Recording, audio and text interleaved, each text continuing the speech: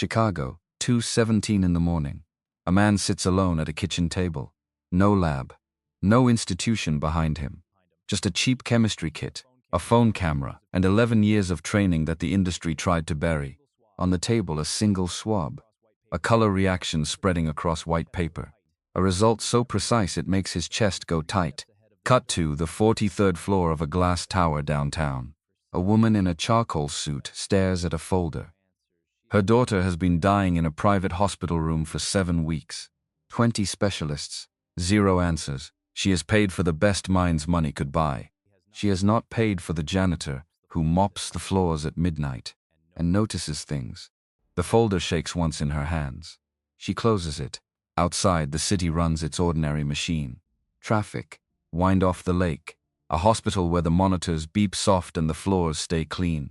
And somewhere in that building, a man who was never supposed to matter is already 3 steps ahead of the doctor. Everyone trusted. The most dangerous man in that hospital wasn't carrying a scalpel. He carried a mop. Brian Cole pulled his 2012 Ford into the employee lot at 10:08 p.m. Same as always. Parked near the loading dock, same as always. Sat in the dark for exactly 15 seconds before opening the door.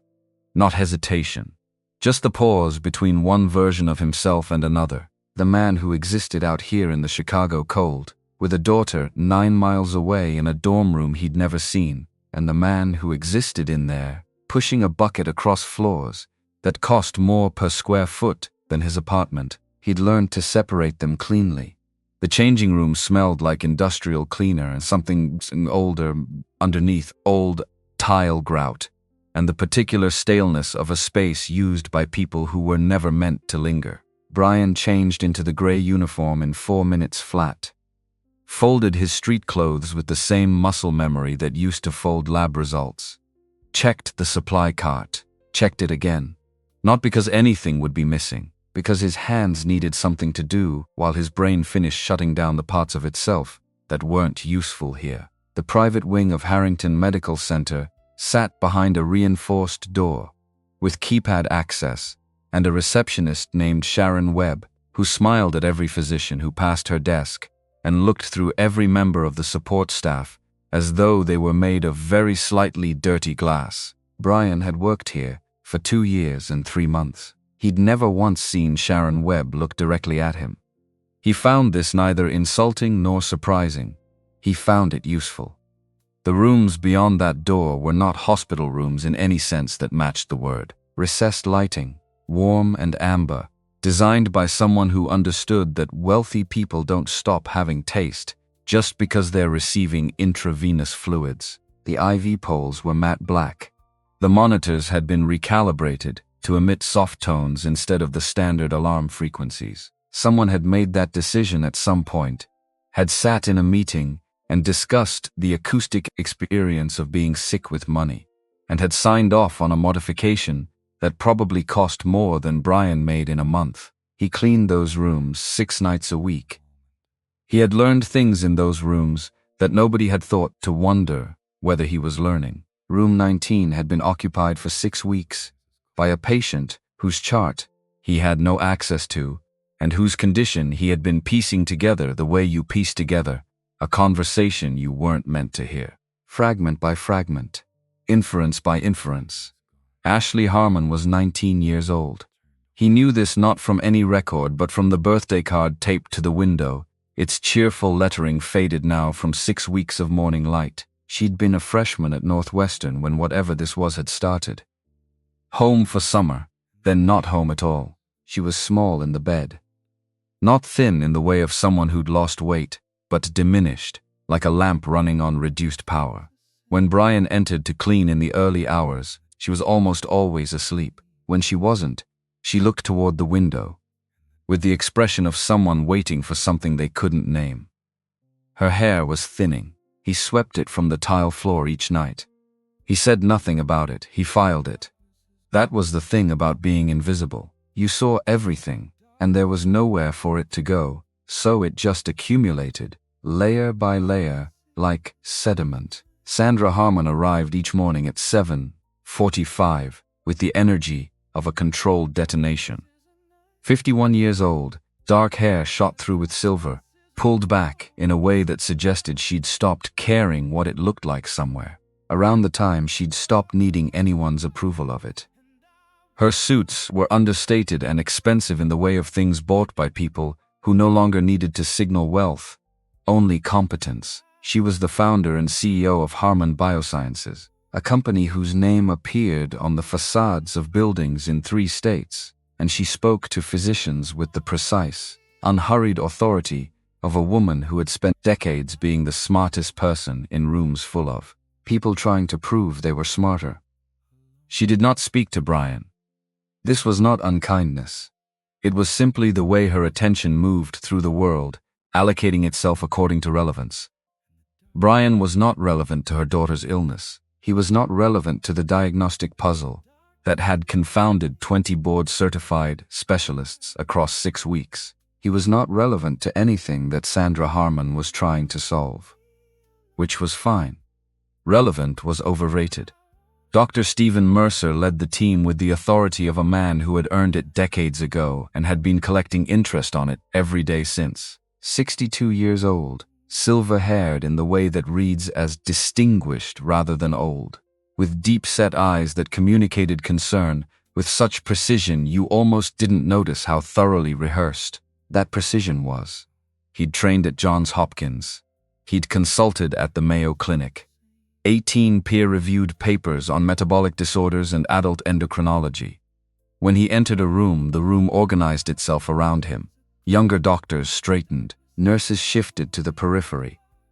Brian had known enough physicians in his previous life to recognize the type. The ones most invested in looking like doctors were sometimes the least interested in being them.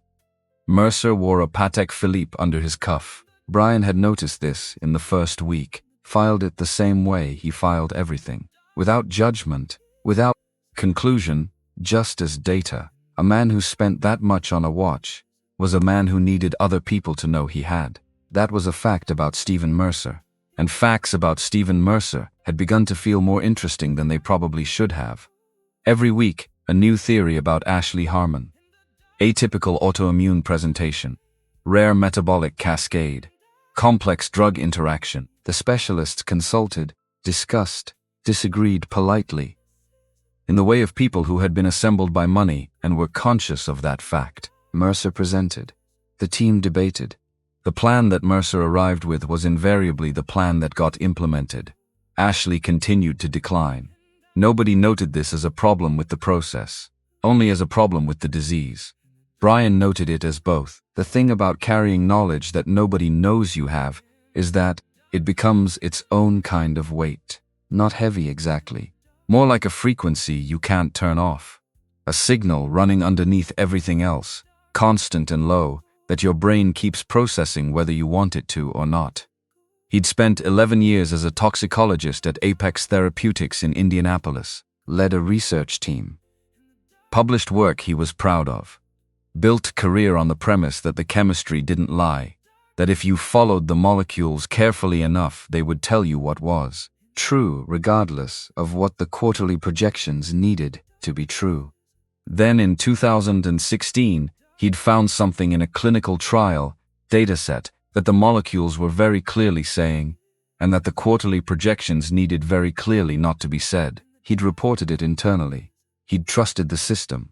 That was the mistake, not the reporting. The trusting. What followed was so efficient and so thoroughly disguised as organizational restructuring that by the time Brian understood what was happening, his lab access had been revoked, his name removed from every publication it had previously appeared on, and he was being walked out of the Apex building by a security guard named Phil, who had brought birthday cake to Brian's office 6 months earlier and who now could not quite make eye contact. The wrongful termination suit went nowhere. The FDA complaint went further than the lawsuit, but not far enough. Apex Therapeutics continued operating. Brian found himself 37 years old, unemployed, and the sole financial support for his daughter, Emily, who was 12 at the time, and who had been told only that Daddy's job had changed, and that things would be different for a while. Different had lasted 7 years. Emily was 19 now, a freshman at UIC, studying journalism, which struck Brian as either ironic or inevitable depending on the day. She'd inherited his instinct for noticing things other people missed, and none of his instinct for staying quiet about them. She would be a good journalist. She was already a better truth-teller than he had allowed himself to be for most of the last decade. The after-school programs, the apartment, the school trips, the application fees, the dorm deposit, all of it funded by the mop and the gray uniform, and the 6 nights a week in rooms that cost more than his rent.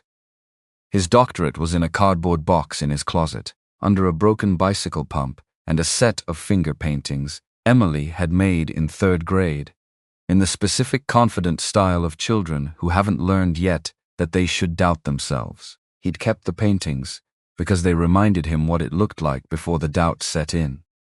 He wasn't sure why he'd kept the diploma. The smell hit him on a Thursday, 11:47 p.m. He was cleaning the bathroom attached to room 19, working through the standard sequence, and underneath the antiseptic overlay that saturated every surface in this wing, he caught something that didn't belong. Metallic, faintly sweet underneath. He stopped. 3 seconds, maybe 4, standing very still with a cloth in his hand. Then he continued cleaning, but his brain had already locked onto it the way it locked onto anomalies. The way it had always locked onto anomalies, because 11 years of looking for things that didn't belong had wired that response so deeply into his neural circuitry that it happened whether he wanted it to or not. The context was wrong. The smell was wrong. He couldn't place it yet, but the wrongness was sitting in the back of his mind now, a small, clear note in a specific frequency, and it would not stop playing until he identified it. He thought about it on the drive home, lying awake at 2 a.m., staring at the ceiling. Emily asleep down the hall with her door cracked the way she'd slept since childhood. He thought about it washing dishes the next evening, the water running over his hands, his mind running over the memory of that smell. 3 days later, he was standing at the sink again and it clicked. Dimethyl sulfoxide. DEMS, a penetration enhancer used in pharmaceutical compounding to increase the absorption rate of active compounds through biological membranes. Unremarkable in isolation. Colorless, mildly sweet, with that distinctive metallic undertone that people who'd worked around it for years could identify without thinking. Completely benign in most contexts. In the context of a hospital room where a 19-year-old was receiving daily IV supplementation for a condition that 20 specialists had failed to diagnose over 6 weeks, while her condition steadily worsened. Considerably less benign. Brian stood at the sink with the water still running and let the implication sit there until he was certain he wasn't reaching. He wasn't reaching. The chemistry was pointing at something and the chemistry didn't reach. It just pointed, and you either followed the direction it indicated or you decided not to, but the pointing didn't change. He turned off the water. He went to bed. He didn't sleep. He began paying attention differently after that. Not obviously. He was too practiced at invisibility to do anything that could be called obvious, but with the specific calibration of a man who had spent over a decade learning how to look at data that didn't want to be found. He started watching the rhythms of room 19 the way he used to watch experimental results, patiently, without conclusion, letting the pattern emerge from repetition rather than imposing it.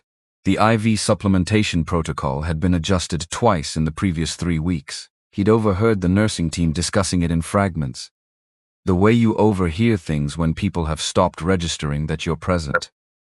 Both adjustments had been upward in frequency. Both adjustments had been followed, within 48 hours, by what the chart notes described as neurological decline. He knew this because the nursing staff discussed Ashley's condition the way professionals discuss cases that are troubling them in the hallways, in the break room, in the corners of their shifts. And Brian moved through all those spaces with a mop and an expression that communicated complete absence of interest in what he was hearing. He was not absent.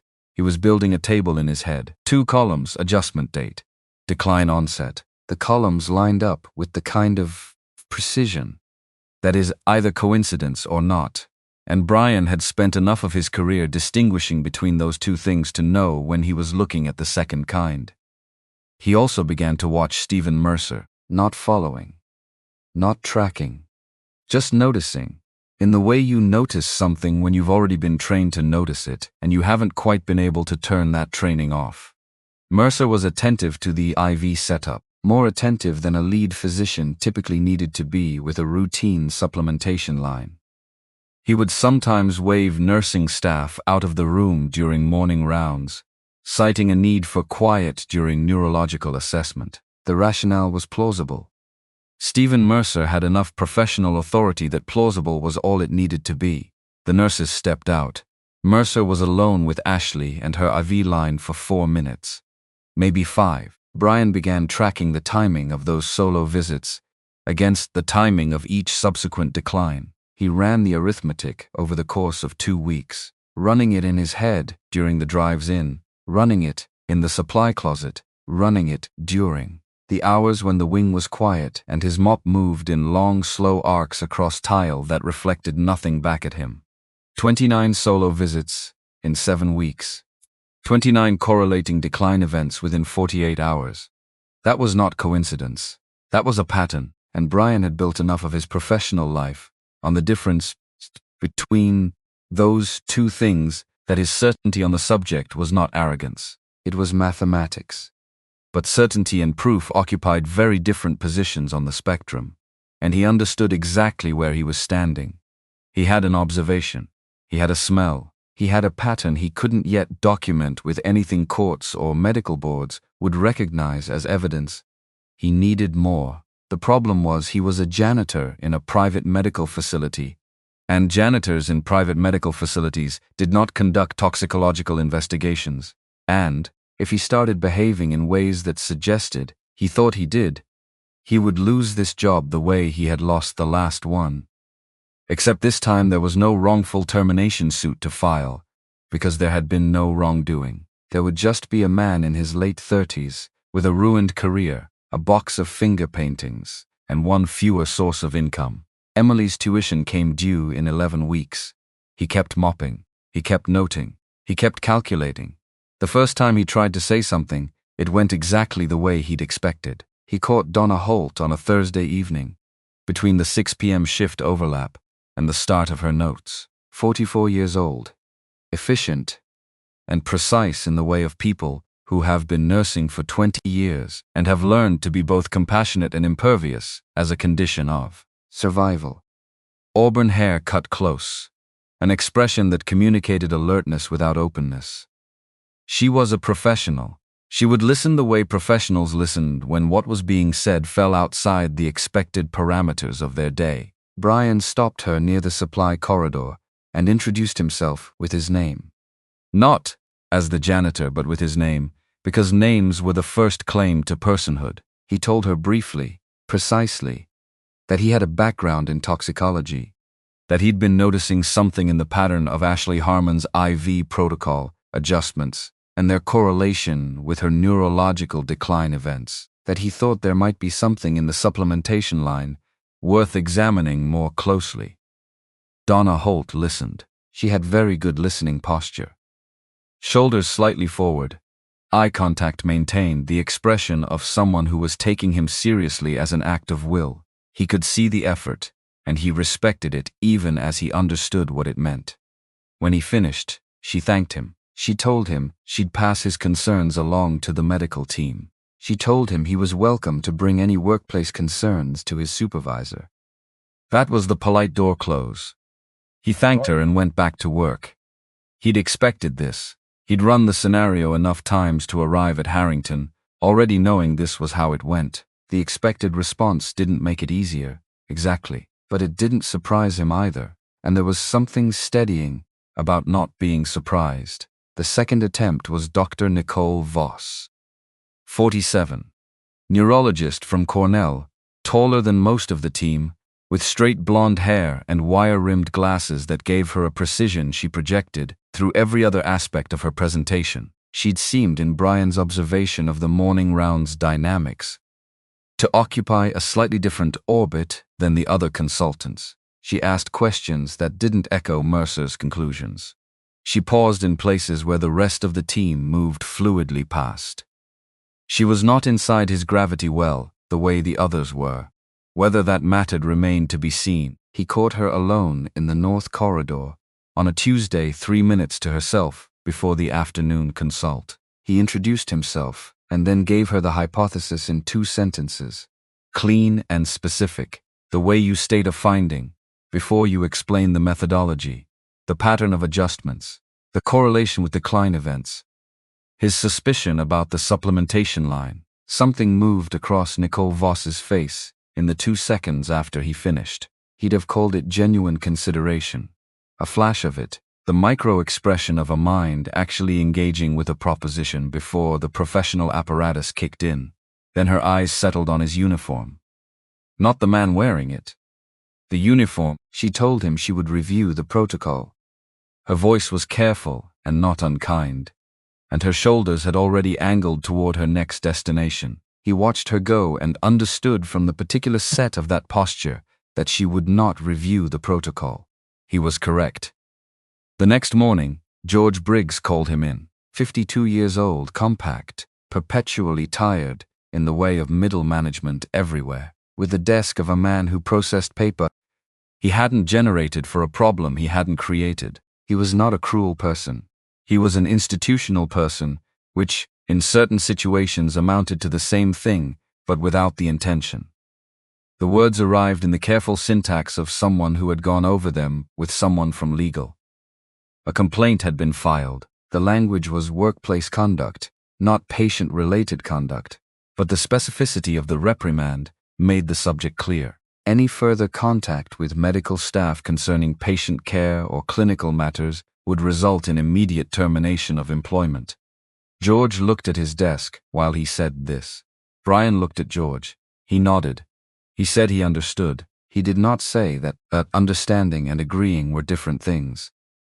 Because George Briggs already knew that, and there was nothing he could do about it. And saying it would only make a tired man more tired. He went back to the floors. The floors still needed cleaning. That hadn't changed. That was one of the only things in this building that was reliably, consistently true. He tried not to think about what it meant that the system's response to him identifying a potential threat to a patient's life was to prohibit him from discussing patient care. He tried not to think about it. He thought about it constantly. The thing about knowing something and not being allowed to say it is that the knowing doesn't stop. It just sits there, accumulating evidence, adding to itself in the quiet hours, insisting on its own accuracy with the patience of something that has no investment in your comfort and no concern for your circumstances. Brian ran the pharmacology the way he used to run problems in the lab. Systematically, without assumption, following the chemistry where it went rather than where the clinical narrative pointed. A compound capable of producing this specific constellation of symptoms, deliverable through an IV supplementation line. Undetectable on a standard pediatric or young adult toxicology screen if the dosing was calibrated carefully enough to stay below threshold, modified in a way that required pharmaceutical expertise to achieve. Several compound classes fit partial profiles. One fit the complete picture, fit it with the kind of precision that made his chest tighten with something that had nothing to do with the cold or the late hour or the coffee that had gone cold beside his elbow. He sat with it for a long time.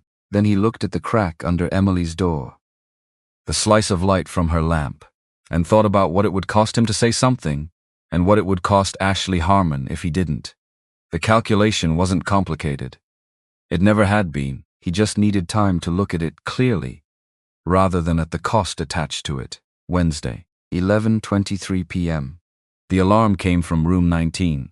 Brian was working the corridor outside room 17 when the sound started. He stood still with his mop and watched through the open doorway.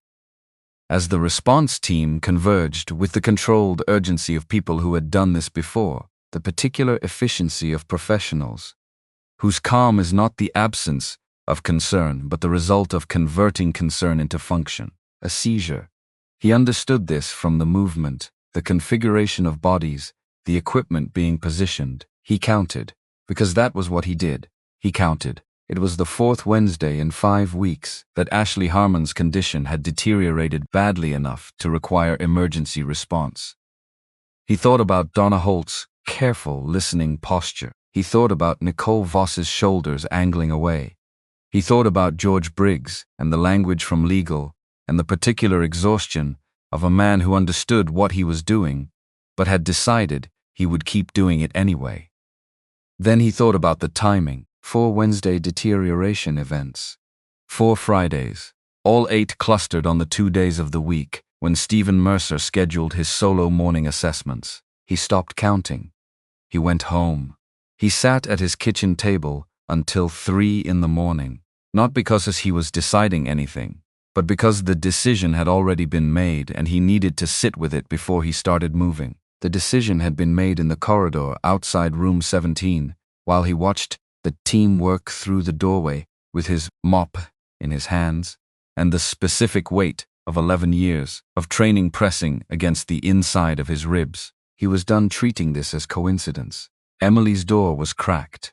The light was out. She'd gotten home from her evening class around 10, eaten half a sandwich, told him her professor was brilliant, and also possibly the most infuriating person she had ever encountered, gone to bed. She didn't know what her father was doing at the kitchen table at 3 a.m. She didn't know a lot of things.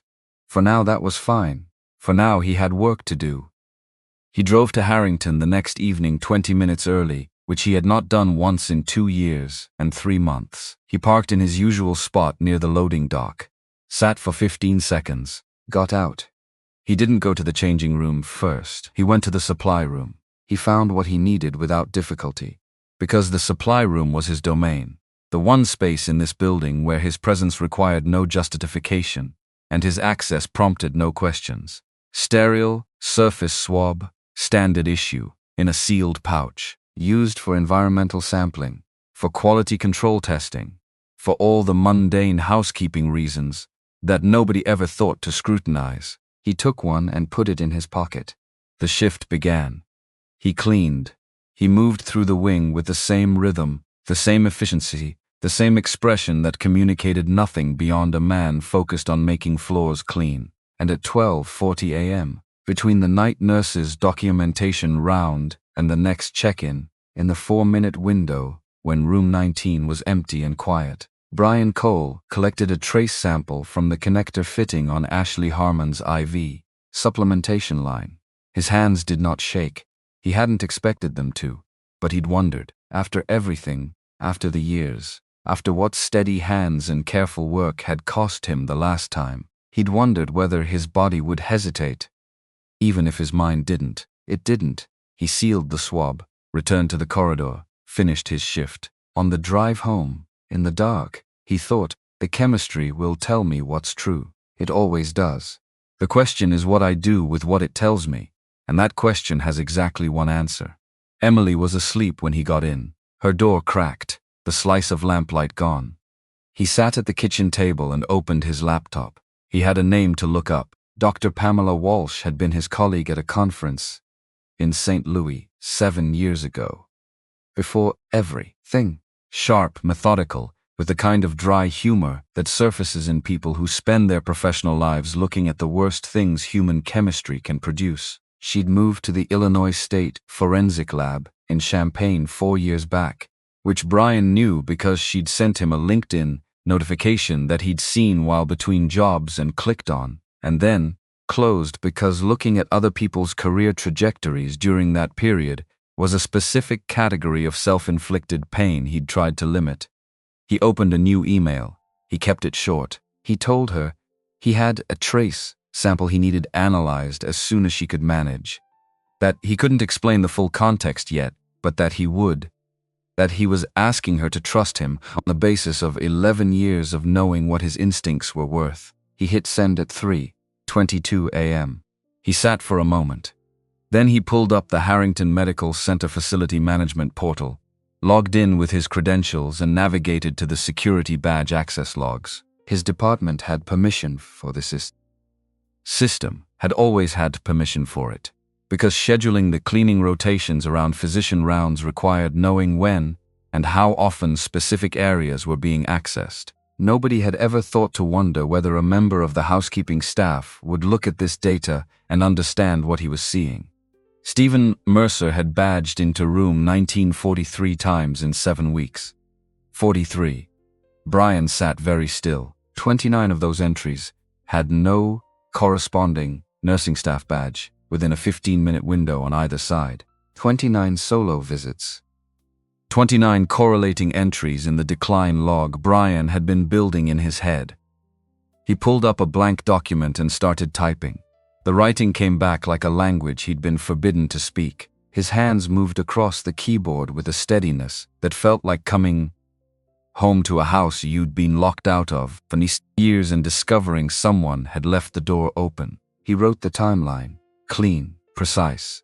Every entry sourced to a log, an overheard notation, a documented response event. He wrote the pharmacological hypothesis. He laid out the compound class, the delivery mechanism, the expected metabolite profile, the reasons a standard tox screen would miss it, the evidence chain from symptom onset through each correlating access event. He wrote it the way he used to write findings, with the conviction of someone who had followed the chemistry and let it tell him what was true.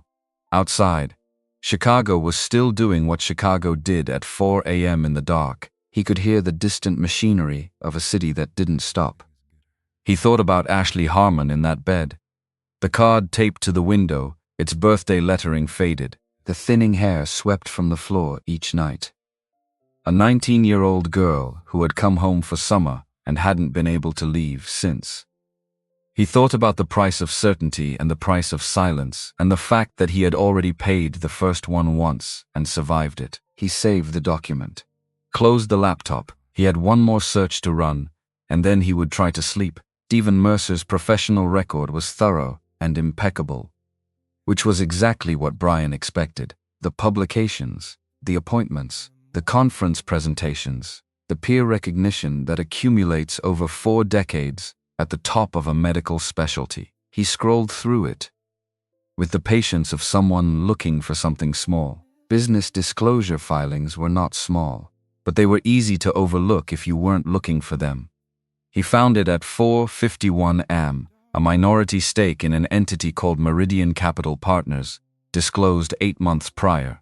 He cross-referenced. Meridian Capital Partners held a short position in Harmon Biosciences. He read that sentence 3 times. Then he did the math. A short position of that scale against a company of Harmon Biosciences' market capitalization. If the company collapsed, if Sandra Harmon, consumed by a dying daughter and a medical mystery that 6 weeks of the country's best specialists couldn't crack, was forced to sell under distress. Meridian Capital Partners stood to collect approximately $14 million. Brian stared at the number until it stopped looking like a number and started looking like a motive. $14 million. That was what Ashley Harmon's life was worth to the man treating her. He sat in his kitchen at 4:53 in the morning with his daughter, asleep down the hall, and a dead cold cup of coffee he hadn't touched, and a document on his laptop that laid out every piece of what he'd found with the precision he'd spent 11 years developing. He thought about Apex Therapeutics, about Phil the security guard with the birthday cake, about a wrongful termination suit that had gone nowhere, and an FDA complaint that had gone somewhere but not far enough, about what it had cost him to tell the truth once. He thought about Ashley Harmon. There was no version of this calculation where the answer was silence. He'd already lived that version. He knew what it cost, not to him, to the people the truth was trying to protect. He picked up his phone. He had 2 calls to make. And then, before Sandra Harmon arrived at 7:45, with her purposeful stride and her expression that had learned to perform composure as a survival skill, he was going to slip a piece of paper under the door of the private waiting room with his name on it and his credentials and 3 sentences that were going to change everything. The floors could wait. Word count, 3,847. Wait self-scan flagged. Output is below minimum. Continuing. He composed the note 4 times before he got it right. The first version was too long. He'd explained the DMSO, the timeline, the badge logs, the Meridian Capital connection, all of it, 2 full paragraphs of the kind of technical specificity that would make a scientist nod and a frightened mother freeze. Too much information delivered in a hallway note was worse than too little. It would look unhinged. It would look like exactly what Mercer's response would frame it as, a disgruntled employee with a grudge and a theory. The second version was too short, 2 sentences, stripped of everything, almost cryptic, the kind of note you'd hesitate to act on, because it gave you nothing to assess. The third version was close. But the line about the financial disclosure made it feel accusatory before she had context, and Sandra Harmon had not built a pharmaceutical company by reacting to accusations before she had context. The fourth version, Room 19, supplementation line. Ask why Dr. Mercer conducts solo assessments. I have documentation. B. Cole, Environmental Services, PhD Toxicology, University of Chicago. Clean, specific, inviting her to ask rather than telling her what to conclude. The PhD line was calculated, and he knew it was calculated, and he included it anyway, because without it he was a janitor, leaving a note under a CEO's door, and the note was going straight in the trash. He left the building at 6:44 a.m., slipped the note under the door to the private waiting room on his way out, and drove home and showered and changed, and came back 4 hours later and waited. He didn't have to wait long. Sandra Harmon arrived at 7:42, 3 minutes early, which was unusual. He was in the service corridor adjacent to the waiting room, restocking the cart from a supply closet when he heard her come in. The particular rhythm of her heels on the floor was distinctive, purposeful, in a way that was different from purposeful, when she hadn't yet encountered something that changed the direction of her purpose. She read the note. He could track her position by the sounds, or rather by the absence of sounds. The specific quality of stillness that meant someone was reading something, and the reading was changing something in them. Then she came to find him. She moved through the corridors, the way she moved through everything, without hesitation, without casting around, with the directional certainty of someone who had decided on an action and was executing it. She found him in the service corridor with the supply cart. She looked at him, not at his uniform, not through him, at him. The unmediated focus of a woman who had spent 30 years making decisions about people based on what she could read about them in the first 30 seconds. One word, talk, not unkind, not aggressive, just the efficiency of someone for whom unnecessary language was the one luxury she couldn't afford right now. Brian talked. He laid the documentation on the cart, folder by folder. The timeline of Mercer's solo assessments cross-referenced against each documented decline event. The preliminary chemical analysis, with the explicit caveat that he'd been working with basic field equipment, and that the results identified a compound class rather than a specific compound. That lab confirmation was still pending. The access logs, 43 entries, 29, without corresponding nursing presence. The Meridian Capital Partners disclosure, the short position, the estimated payout if Harmon Biosciences collapsed under the weight of Sandra's personal crisis. She went through it the way he'd expected she would. Methodically.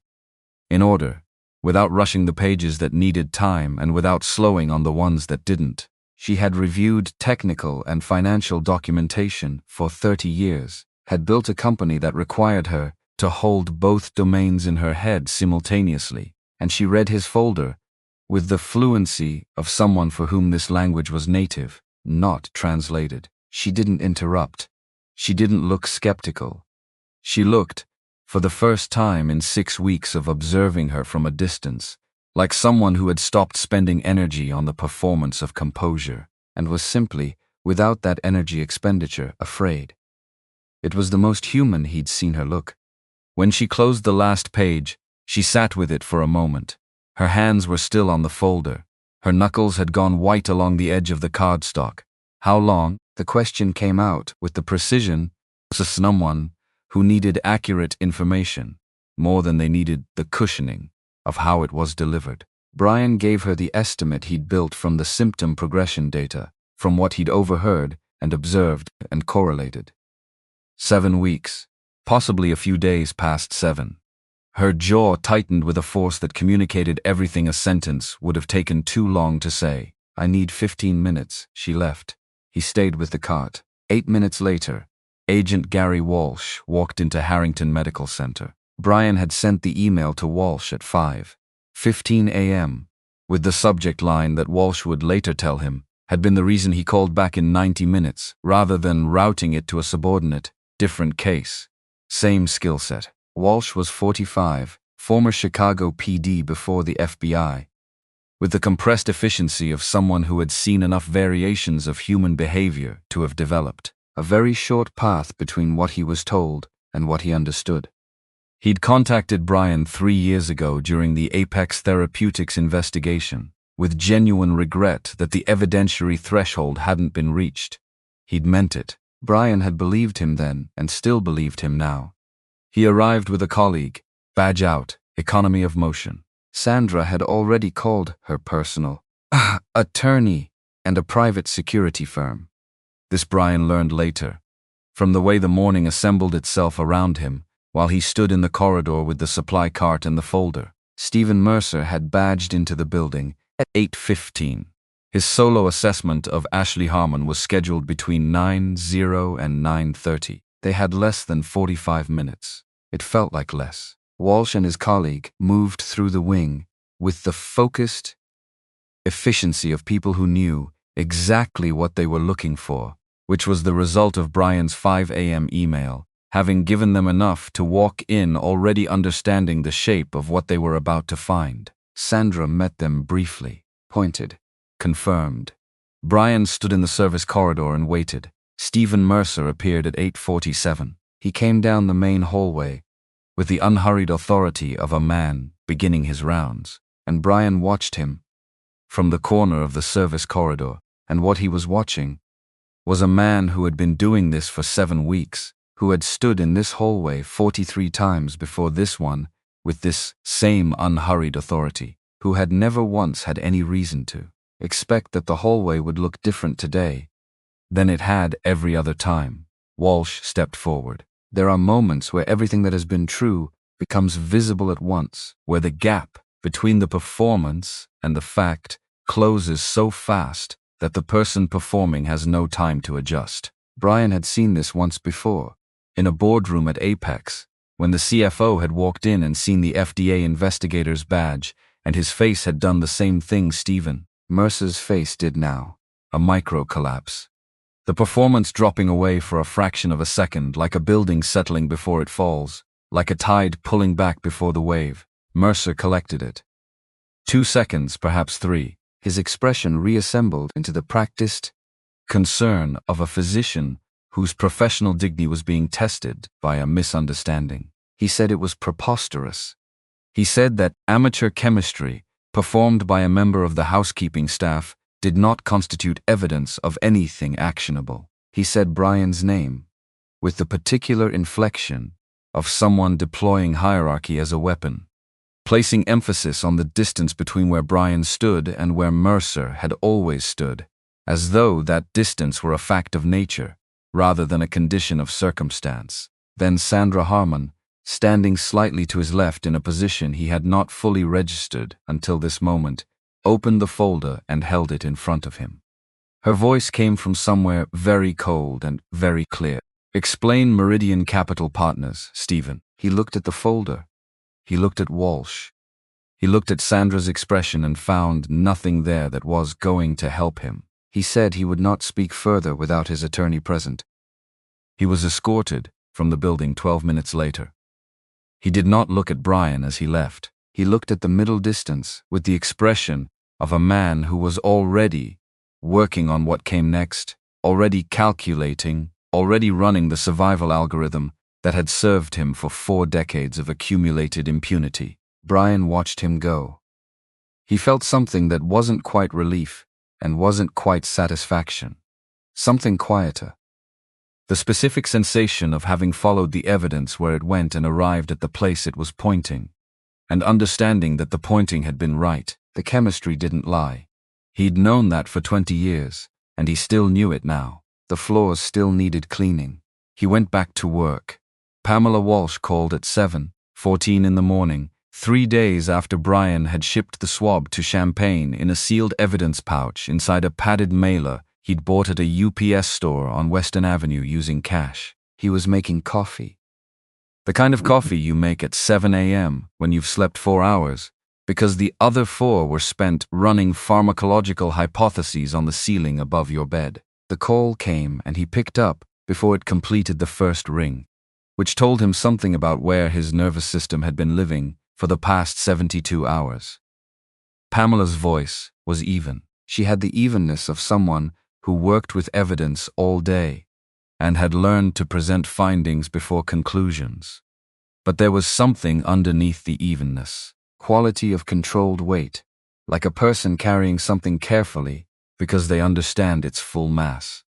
She told him she'd expedited the analysis.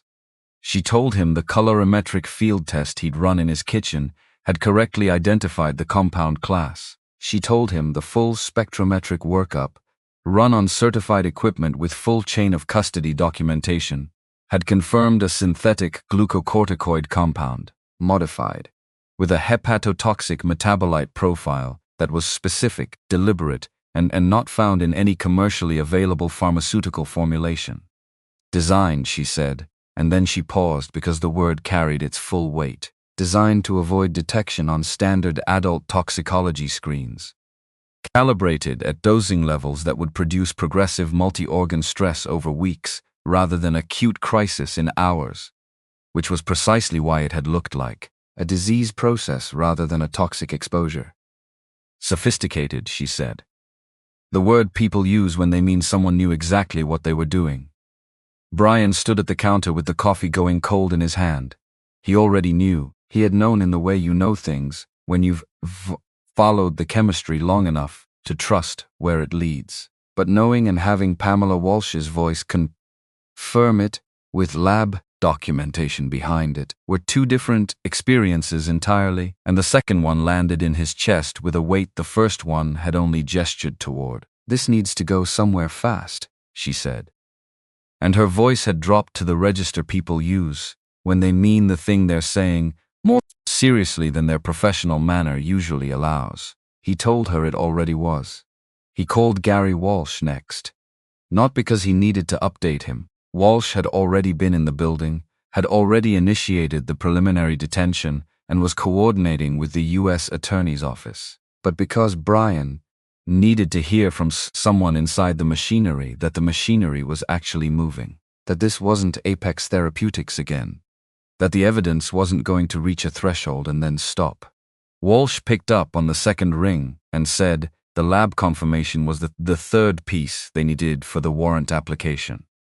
Federal warrant, not a hospital administrative review. Not a medical board inquiry. Federal. The weight of that word, the specific institutional gravity it carried, settled something in Brian that had been unsettled since 2016. He finished his coffee. He got dressed. He had a job to go to. Except the job had started to feel different in the 48 hours since Mercer had been walked out of the building. Not the work itself. The mop moved the same. The floors reflected the same cold light. The supply cart had the same wheel that pulled slightly to the left. A fact Brian had reported twice, and which had been on the maintenance list long enough that he'd stopped reporting it. All of that was identical. What was different was the air in the private wing. The specific quality of silence that settles into an institutional space after something has happened that the institution hasn't yet decided how to frame publicly. The nursing staff moved with the careful efficiency of people who had been asked not to discuss an active situation and were honoring that request while still being human beings who had just discovered that a colleague they'd trusted had been harming a patient. Every interaction had a slight additional weight to it, a millisecond of extra consideration before each sentence. Donna Holt found him in the supply closet on the second day. She opened the door and stood in the frame with one hand on the edge of it, and her face was carrying the particular exhaustion of someone who had spent 2 days processing a recalibration that was fundamentally incompatible with how they had understood the world to work. She said, "You were right, the lab confirmed everything you said." Brian stopped what he was doing, waited. She came the rest of the way into the closet. The door fell partially closed behind her. "I've been doing this for 20 years. I thought I knew how to read a patient situation. I thought I knew how to read people." Her hand tightened on the edge of a shelf. "I should have listened when you came to me." "I didn't listen because I looked at your uniform, and I stopped actually hearing what you were saying." There was a version of this moment where he said something generous about how she couldn't have been expected to act on an unverified concern from a janitor.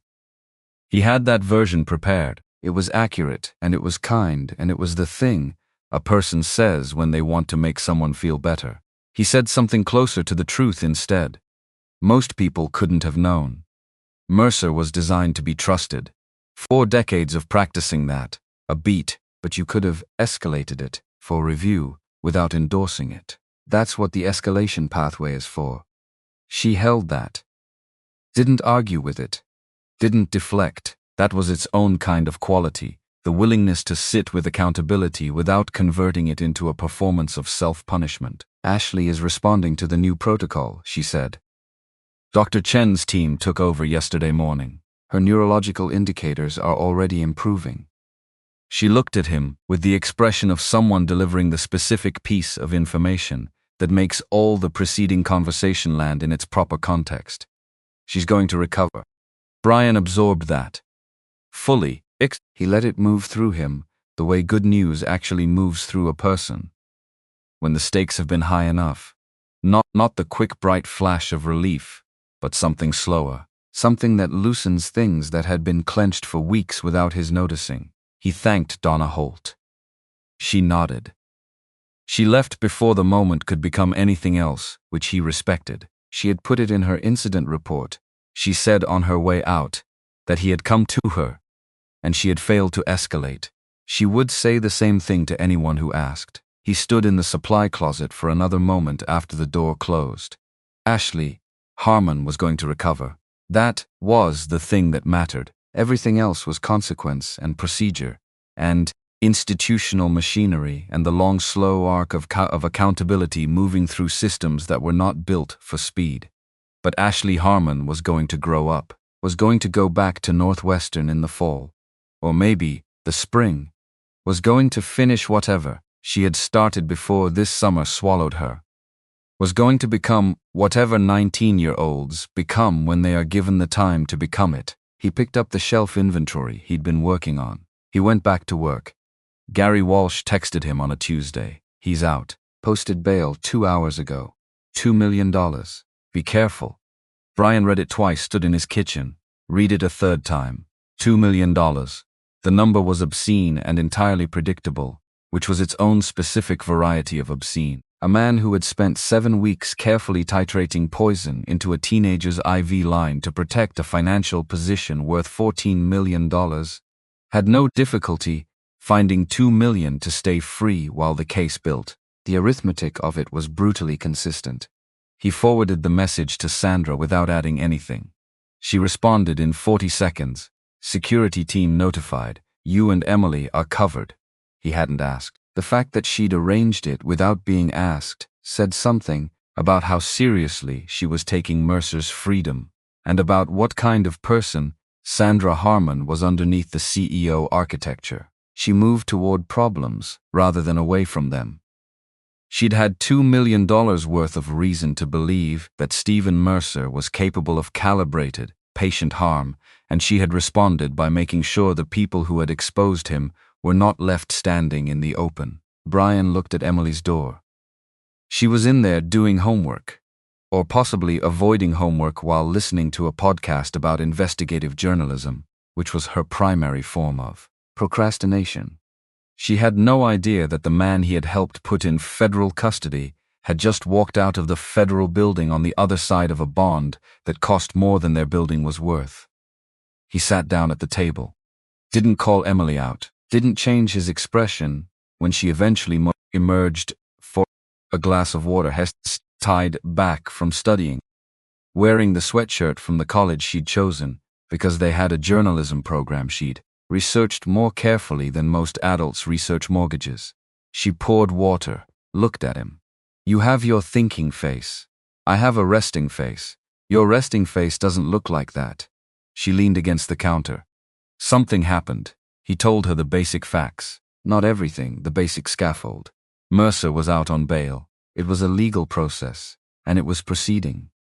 There was security in place that she probably wouldn't notice, but should know about. She absorbed this the way she absorbed information that she needed to process before reacting, which was with complete stillness and the slight narrowing of focus that meant her mind was doing very fast work behind a surface that showed nothing. "Is this because of what you did?"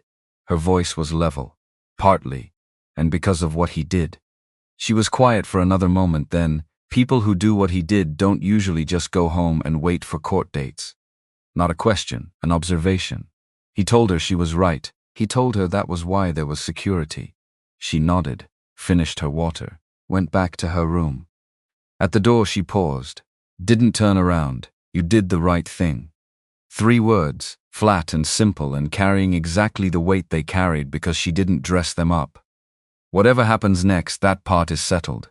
She went back to her homework. Brian sat at the table and thought about the specific luxury of having a person in your life who tells you the truth without ornamentation. Walsh called 3 days later with information that did not fit the shape of what Brian had understood the case to be.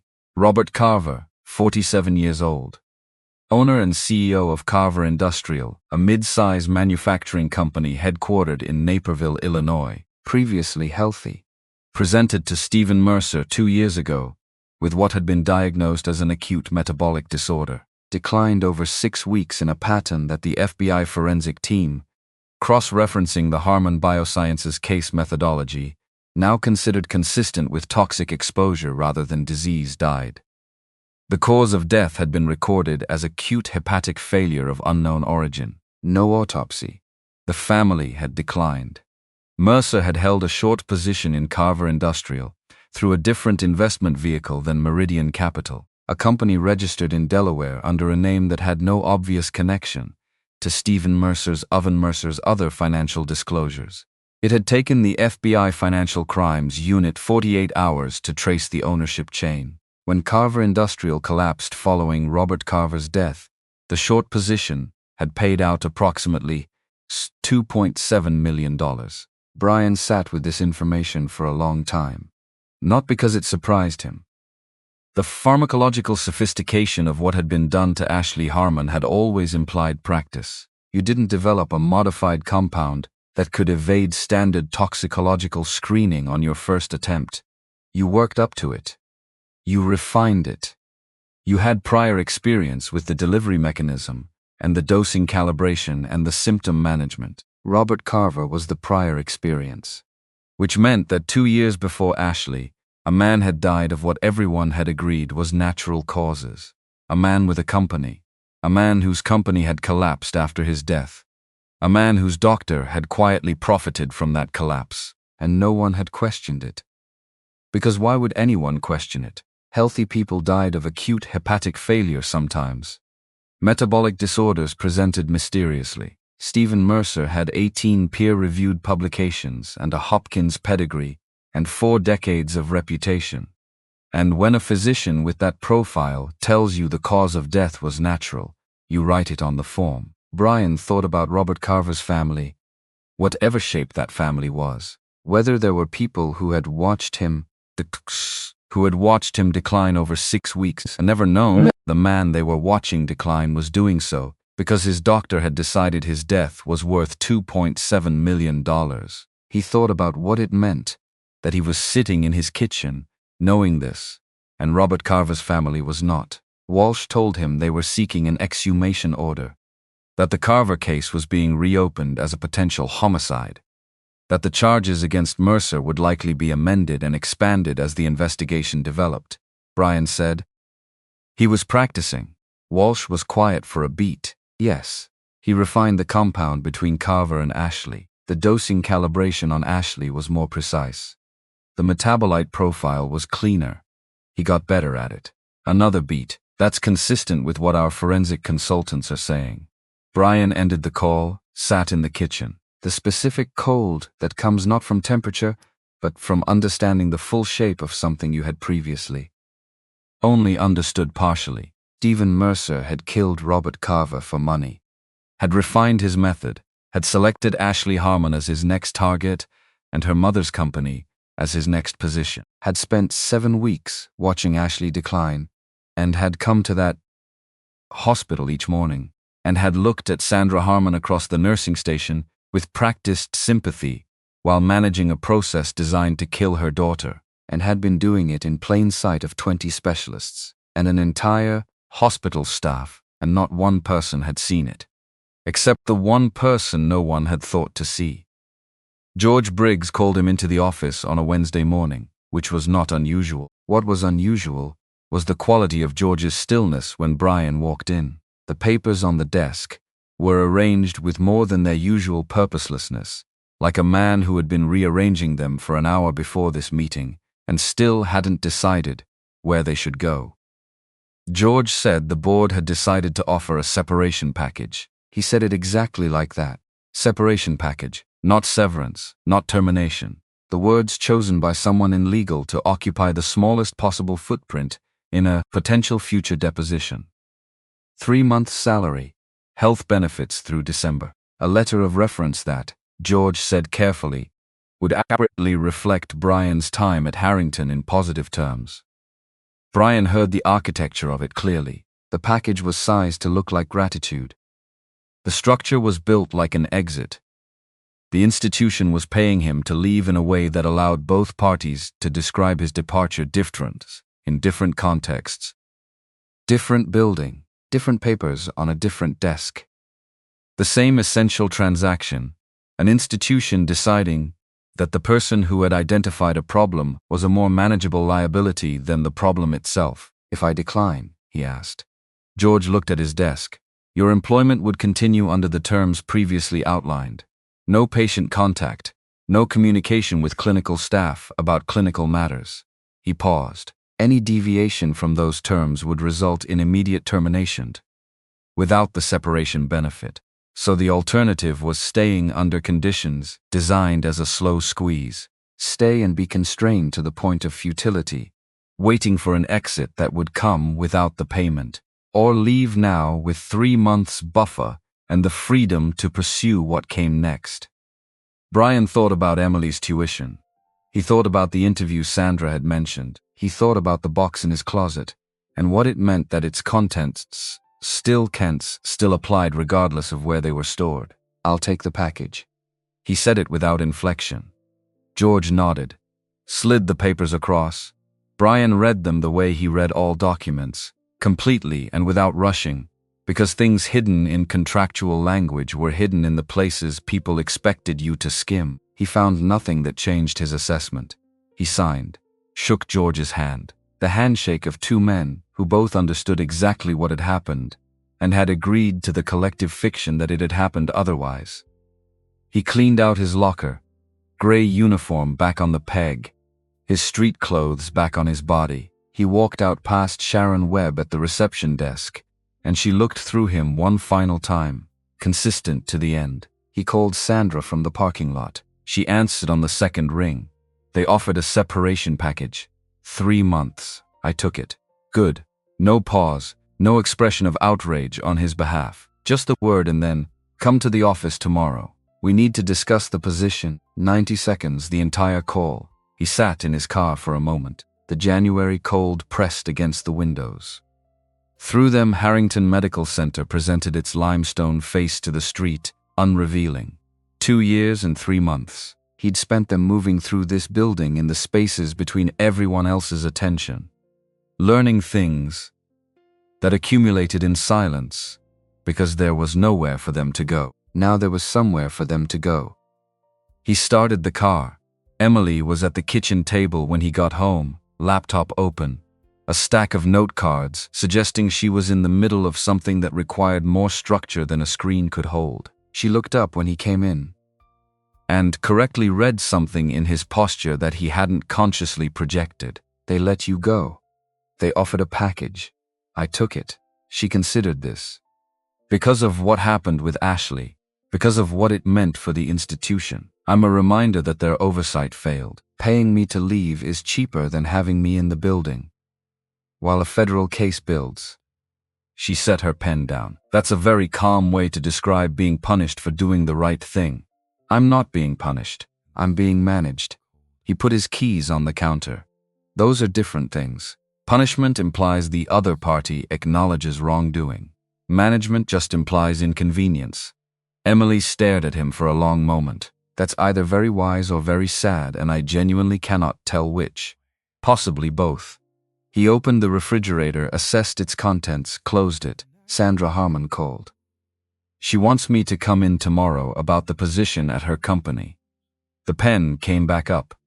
Emily returned to her notecards with the air of someone whose assessment of the situation had just updated in a direction she found satisfactory. The toxicology director thing. She mentioned it. So the hospital fires you for finding the problem, and the person who had the problem gives you a better job. A pause. The pen moved. Okay. I mean, it's not justice exactly, but it's something. Brian sat down across from her. The kitchen was warm. Outside, the city made its ambient noise, traffic and wind and the distant grinding of the infrastructure that kept everything moving. He thought about what Emily had said. Not justice exactly, but something. He'd spent years thinking about justice in the Apex Therapeutics framing. Justice as the systemic acknowledgement that he'd been right and they'd been wrong. Justice as the institutional reversal of what the institutional machinery had done to him. That version had never arrived and was not going to arrive. What had arrived instead was different, not the reversal of what happened. Just the proof, again, that the knowledge was real and remained real regardless of what anyone had decided to do about the person who held it. That wasn't justice, but it was the truth, and Brian had learned, expensively, that those were not the same thing, and that you had to be willing to settle for one in the absence of the other. Mercer appeared at the parking structure adjacent to Brian's apartment building at 4:12 on a Thursday afternoon. Not inside the structure, outside it.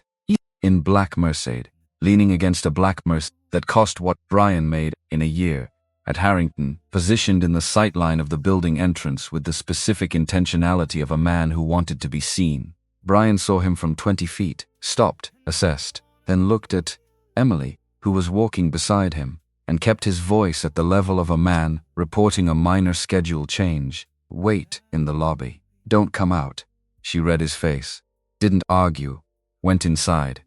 He crossed the street with his hands visible and his phone in his breast pocket, camera running. He'd turned it on in the 3 seconds between recognizing Mercer and covering the distance, because whatever happened next would exist as documentation, or it would exist only in Brian's account, and Brian's account had already established its limits as evidence without corroboration. Mercer straightened from the car as he approached.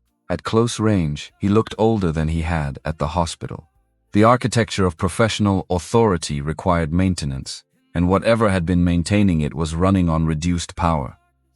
Assessing Mr. Cole. Cordial.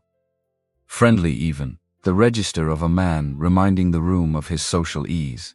I wanted to speak with you personally, without intermediaries. Brian stopped at a distance he'd calculated as defensible without appearing defensive. You shouldn't be here. I'm not violating any condition of my release. This is a public sidewalk, a slight gesture at the ordinary afternoon street. The cars, the people, the specific mundane backdrop of a confrontation that looked like nothing from the outside. I'm simply exercising the freedom I'm still entitled to. Brian said nothing. Silence, he'd learned, was the version of the conversation where the other person had to provide everything. Mercer provided. You've made a serious error. What you have is a pattern, some access logs, and a field chemistry test performed on a kitchen table without any certifying authority behind it. What I have is 40 years of unblemished record, and a defense team that will spend 6 months explaining why correlation is not causation to a jury of people who don't have doctorates in anything. Still nothing from Brian. I know about Emily. Mercer's tone didn't shift. That was the worst part, the clinical steadiness of it. The same tone he used in rounds. Northwestern, studying journalism. She works the morning shift at the coffee shop on campus 3 days a week. She catches the blue line back around 6. He paused, not for effect, just to let the information settle into its proper context. You're a good father, Mr. Cole. It would be unfortunate if your crusade created instability for her. The world contracted to a single point. Brian felt the physical reality of what he was not going to do. He was not going to close the distance between them, was not going to give Mercer the scene he was implicitly scripting.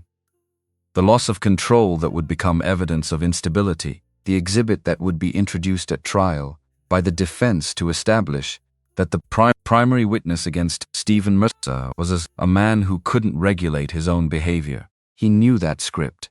He'd watched it written for other people. He kept his voice below the level of the traffic. If you come near my daughter, Gary Walsh will be the least significant problem you have. Mercer held his gaze. Something moved behind his eyes. The calculation that was always happening.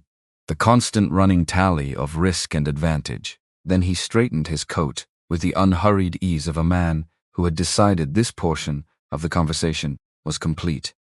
He got in the Mercedes. He pulled into traffic without any indication that anything unusual had occurred. Brian stood on the sidewalk. His pulse was doing something methodical and unhelpful at his temples. He breathed for a moment. Then he went inside.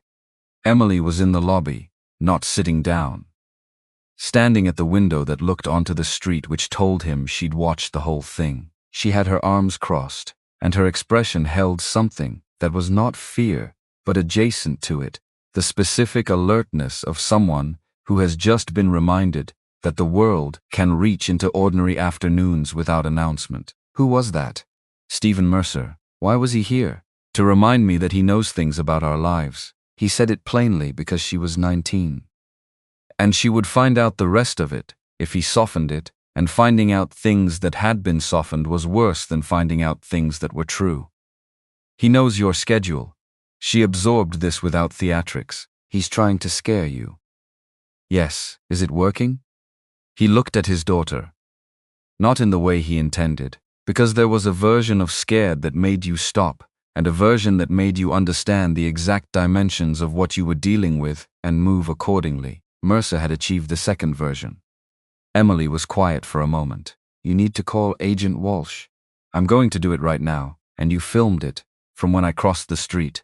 She nodded, uncrossed her arms. Something settled in her posture, the slight release of tension that comes from understanding a situation clearly, rather than fearing its unknown dimensions. Okay.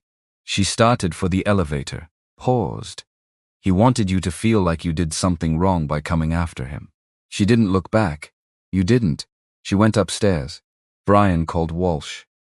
Walsh listened without interrupting, which was one of his professional qualities that Brian had come to rely on. When Brian finished, there was a pause that communicated an assessment being completed. Legally, he didn't threaten you. Everything he said about Emily is publicly available information. Her enrollment, her employer, the transit route is observable by anyone who rides that line. Walsh's voice was careful, precise, but he said it in the context of an active federal case in which he is the defendant and you are the primary civilian witness. That context makes it material. We can document this as witness intimidation, and it goes into the case file. Can you act on it? First incident, with him claiming it's public space conversation? No, not without more. But it goes into the pattern of behavior file. A beat. Second incident, we can move. Brian said nothing about what second incident might look like with a man who had administered poison in 43 separate careful doses over 7 weeks, without anyone noticing. I'm also going to make a call about the security detail, Walsh said. Not FBI resources, we can't sustain that. But there are firms I trust. Sandra Harmon is already covering your building. I'll talk to her about Emily's campus. He hadn't asked for any of this. That was the part he was still learning to navigate. For 2 years he'd operated on the principle that he was responsible for covering himself and Emily, that the safety net had specific holes in it, shaped exactly like him. That help was what you gave other people, rather than received. Sandra Harmon and Gary Walsh were rewriting that principle in real time, and he kept finding himself reaching for the old version out of habit. He called Sandra. She picked up in one ring, which meant she'd been expecting the call.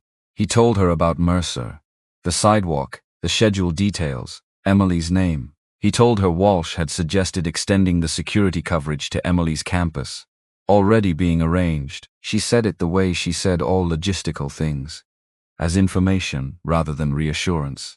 I'm also moving up the timeline on a few things. I'd like you to come in tomorrow instead of next week. The position, and some other matters. A pause which was unusual for Sandra. I wanted to say this directly. What Mercer did on that sidewalk was a threat against your daughter as leverage against you. That is not a consequence you should be absorbing because you helped my family. Another pause. The security detail is not a favor. It's a correction of an imbalance. He didn't know quite what to say to that. She didn't seem to need him to say anything.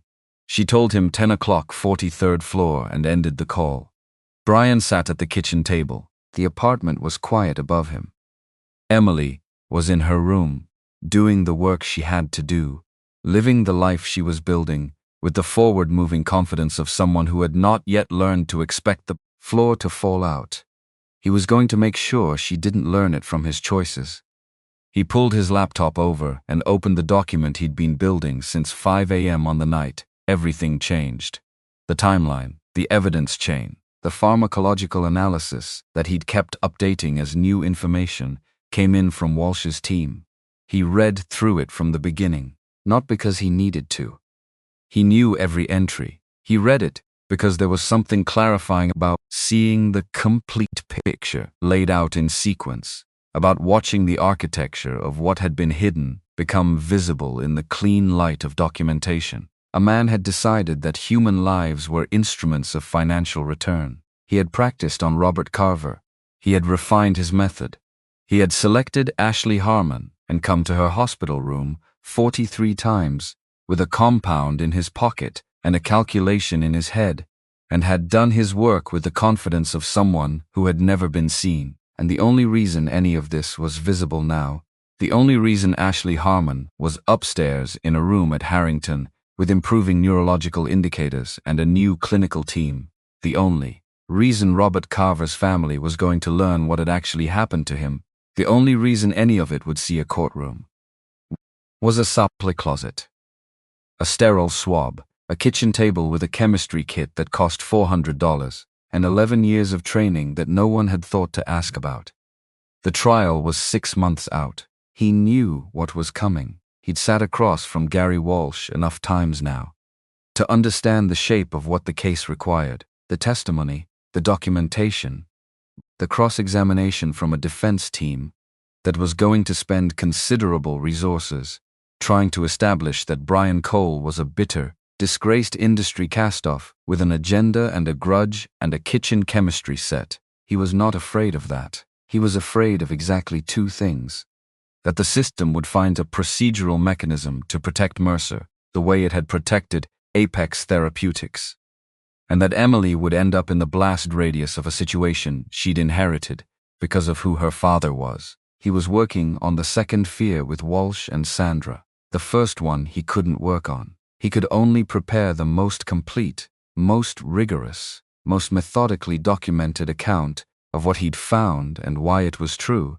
and then stand in that courtroom and say it clearly, and let the evidence carry the weight it was built to carry. He closed the laptop. He went to check on Emily, who was in her room, doing exactly what she said she'd be doing, headphones on, note cards spread across the comforter in the organized chaos of someone who understood what they were trying to think about. She didn't look up when he opened the door. He stood there for a moment, a father watching his kid, the whole complicated, ordinary, specific weight of it. He closed the door. He went to bed. He didn't sleep until very late. But this time, it wasn't the ceiling he was talking to. It was a mental rehearsal. The stand, the questions, the way you maintain a point under pressure when someone is structurally incentivized to dismantle it, the specific calm of a person who follows the evidence rather than the outcome, who trusts the chemistry, because the chemistry doesn't have a position to protect. 43 entries, a modified compound, a dead man in Naperville who deserved a different account of his own death, and Ashley Harmon, who was going to recover, who was going to go back to school, who was going to have the decades she was owed. Brian Cole had found the thing in room 19 that 20 specialists had looked past. He was going to stand in a courtroom and explain exactly how, and nobody in that room was going to mistake the uniform he'd worn for the person who had worn it. Not this time. The federal courthouse on South Dearborn had been built to outlast the people who passed through it. Limestone columns, vaulted ceilings, the particular weight of an institution that measures time in decades rather than terms. Brian had driven past it 100 times in his Chicago years without ever expecting to walk through it as anything other than a bystander. April, cold still, the kind of cold that April in Chicago maintains out of stubbornness rather than necessity. He arrived 40 minutes early, passed through security with Gary Walsh, and sat in the gallery, while the room filled with the various participants in the machinery of federal prosecution. He'd been prepped by Jennifer Dean's team across 4 sessions. 4 sessions. She was thorough in the way people who did not differentiate between the cases they considered winnable and the cases they considered essential. Because in her practice, those categories were the same. She'd taken him through the expected attacks on his testimony with the calm of a woman who had been building federal cases for 15 years and had long ago stopped being surprised by the methods of well-funded defense attorneys. He knew what was coming. Knowing didn't make the room less heavy. Jennifer's table held 2 junior attorneys whose function appeared to be managing the 17 bankers' boxes stacked against the far wall. Those boxes contained 6 weeks of Ashley Harmon's deterioration rendered in laboratory documentation, access logs, financial disclosures, and the quiet, irrefutable architecture of what Brian had built on his kitchen table, and Pamela Walsh had confirmed in a certified lab. The evidence didn't care about credentials. It didn't care who had generated it, or what they'd been wearing when they did. It was what it was, and it would say what it said, and the only question remaining was whether 12 people in a box could hear it clearly enough. Mark Reese sat at the defense table in a suit that communicated both resources and restraint, the careful costuming of a man who understood that. Juries read what you wear before they read what you say. 4 associates fanned out around him. They moved with the synchronized efficiency of people billing rates that made Brian's former apex salary look like a rounding error. Stephen Mercer sat between his lawyers. He had lost more of the performance, more of the projected vitality in the months since the arrest, but his posture remained. The architectural confidence of a man who had been the authority in every room he'd entered for 4 decades, who had been believed, deferred to, trusted at the cellular level by every person he'd ever stood in front of, who had used that trust as a delivery mechanism. Sandra occupied the first row of the gallery. She'd worn charcoal gray, understated, practical. Beside her, Ashley. 19 now.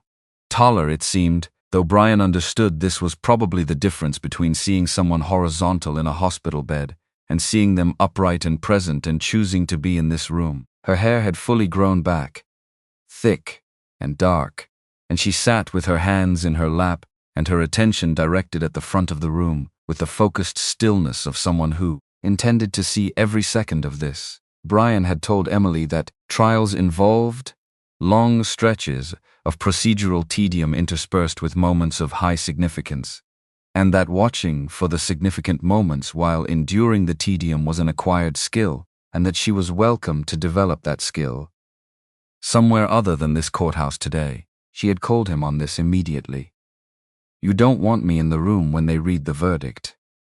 "I don't want you in the room for the testimony," he'd said, which was the accurate version. She'd accepted this with the grace of someone who understood what wasn't being said and had decided to allow it. Judge Kathleen Moore entered at 8:58, and the room's atmosphere underwent the specific change that happened when the person with the authority to control outcomes walked in. She was 58. With reading glasses she wore, without self-consciousness, and a reputation for running courtrooms the way efficient people ran meetings, without indulgence for performance that wasn't also substance. She reviewed preliminary matters with the clipped pace of someone who had sat through enough opening procedurals to have no patience for the ones that existed only to demonstrate thoroughness. Then she nodded at Jennifer Dean. Jennifer stood. She moved to the center of the courtroom and faced the jury, and she did not raise her voice or build to anything. She started where the story started. Ashley Harmon was 18 years old when her doctor began poisoning her. The sentence landed flat and specific. No architecture around it. Just the sentence, and then the silence that followed it, which lasted long enough to let the full meaning of each word take its proper weight. For 7 weeks, Dr. Stephen Mercer introduced a toxicologist compound into Ashley's IV supplementation line. The compound was modified from known pharmaceutical agents, modified specifically to evade standard toxicological screening, to present as metabolic disease rather than deliberate poisoning, to allow its administrator to stand at the patient's bedside and express concern while managing a process designed to kill her. Jennifer walked, not pacing, moving with purpose, from one point in the room to another, covering the space, the way someone covers an argument, systematically, without doubling back. Dr. Mercer did not do this because he was incompetent. He did not do this because he was ill, or impaired, or confused about his responsibilities. He did it because Ashley Harmon's mother runs a pharmaceutical company, and Dr. Mercer held a financial position that would pay $14 million if that company failed. She paused. Ashley's life was worth $14 million to the man treating her. She let the room sit with that. He would have collected it. He had collected money this way before, from a man named Robert Carver, who died 2 years ago and whose death was recorded as natural causes, and is now being reconsidered because of what this case revealed. Stephen Mercer had practiced, had refined his method, had selected Ashley Harmon with the same calculation he had brought to Robert Carver, and had been more careful this time, more precise, because he had learned. She picked up a document from the evidence table, held it so the jury could see the page without being able to read it. What stopped him was not the hospital's oversight protocols, not the consulting team of 20 board-certified specialists assembled at significant expense. What stopped him was a man Dr. Mercer never considered a threat, because Dr. Mercer never considered him at all. Brian Cole worked the night shift at Harrington Medical Center. He cleaned the floors. He emptied the waste bins. He was, in the language that institutions use for the people who maintain them, invisible. She set the document down. Brian Cole has a doctorate in toxicology from the University of Chicago, 11 years of pharmaceutical research experience. He was working as a janitor, because the last time he reported pharmaceutical misconduct, the institution he reported it to destroyed his career. He understood what that cost. He came to Harrington knowing it, and when he noticed something wrong in Ashley Harmon's room, he investigated it the way he had been trained to investigate it, the way nothing that had happened to him in the intervening years had untrained him to investigate it. He built a case. He contacted the FBI. He stood in this building, and he told the truth, the same truth the chemistry was telling, if anyone with the right training was. Looking, she returned to her table. The evidence will show you what happened, and when you've seen it, you'll understand that the question before you has one answer, and that answer is not uncomplicated. Dr. Mercer's reputation, or his years of service, or the considerable resources currently deployed on his behalf. The question is whether he did what the evidence shows he did. He did. Mark Reese stood, buttoned his jacket. He had the unhurried confidence of someone who had spent decades in courtrooms and understood that juries read pace as well as content. The prosecution would like you to believe, he said, that a janitor, a man with no active license, no current research position, no institutional affiliation of any kind, a man who lost his previous job in the pharmaceutical industry under disputed circumstances and subsequently pursued an unsuccessful lawsuit somehow accomplished what 20 board-certified specialists could not. He let this position itself in the room. Brian Cole is not the hero of a story about institutional failure. He is a man who has carried a significant grievance against the pharmaceutical industry for nearly a decade.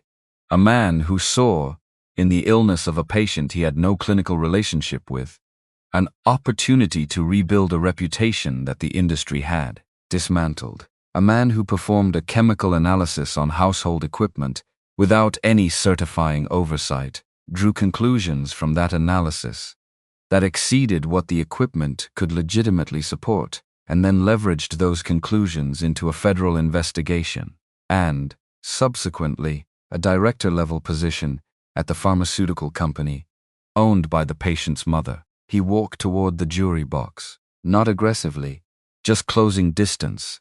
Yes, Dr. Mercer had an investment in Meridian Capital Partners. That investment is disclosed, legal, and held by thousands of institutional investors whose money moves through similar vehicles without anyone suggesting their portfolio positions constitute murder motives. Yes, Ashley Harmon was ill. Disease happens. Young, previously healthy people develop conditions that resist diagnosis. The fact that 20 specialists found this case difficult is evidence of the disease's complexity, not evidence of a conspiracy. He paused, let the word conspiracy do the work he'd set it up to do. The slight diminishment, the slight came from playing Brian's theory in the same category as things people believed without evidence. When you hear Brian Cole testify, ask yourself, what did this man stand to gain? Ask yourself whether the kitchen table chemistry he's going to describe to you was capable of producing the conclusions he drew from it. Ask yourself whether a man with Dr. Mercer's 40 years of record, who has never faced a disciplinary action, never had a patient complaint escalated to board review, suddenly became a murderer for money he didn't need. And ask yourself, when the prosecution asks you to convict on this evidence, whether that standard meets the one the law requires. He sat.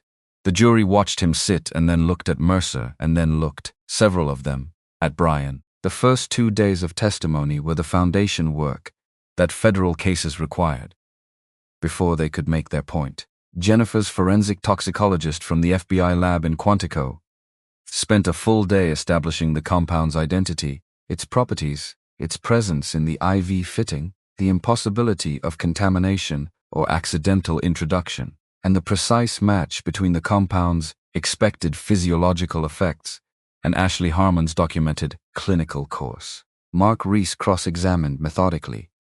He established that the witness couldn't identify the person who had introduced the compound.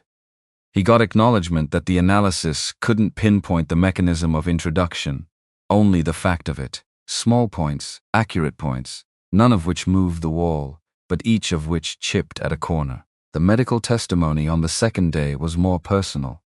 Ashley's treating physician described her decline, week by week, with the specific clinical detail that becomes devastating when applied to a specific 19-year-old with a birthday card taped to her window. The pediatric neurologist, who had been part of the consulting team, said, under direct examination, that the symptom pattern in retrospect was consistent with toxic exposure rather than disease, and that the immediate neurological improvement following cessation of the supplementation protocol was the finding that had fundamentally reoriented his understanding of the case.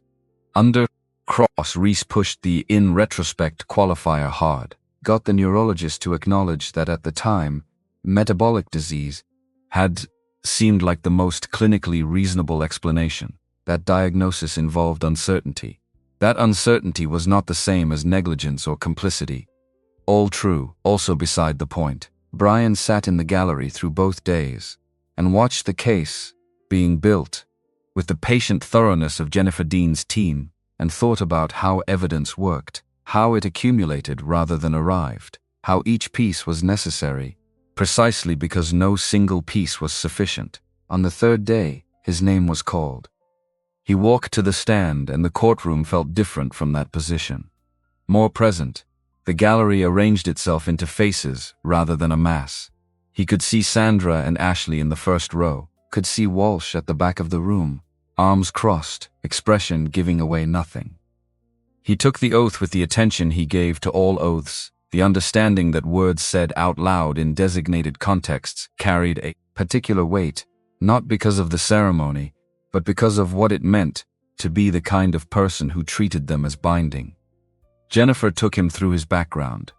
Not the sanitized version, the complete version. The University of Chicago, Apex Therapeutics, the 11 years of research, and the specific thing he had found in the clinical trial data, and what he had done with it, and what had been done to him in return. He said it plainly, not with bitterness, not with the performance of injustice, but as the chronological facts they were. He had found evidence of data manipulation. He had reported it. He had been removed. The suit had failed on procedural grounds. He had worked a series of jobs before landing at Harrington. When you first detected the dimethyl sulfoxide in Ashley Harmon's room, Jennifer said, "What did you do?" "I noted it. Continued working." "Why not report it immediately?" He looked at the jury. 12 people who had been pulled from their lives to sit in judgment of another human being's choices. They had varying expressions of attention, some more alert than others.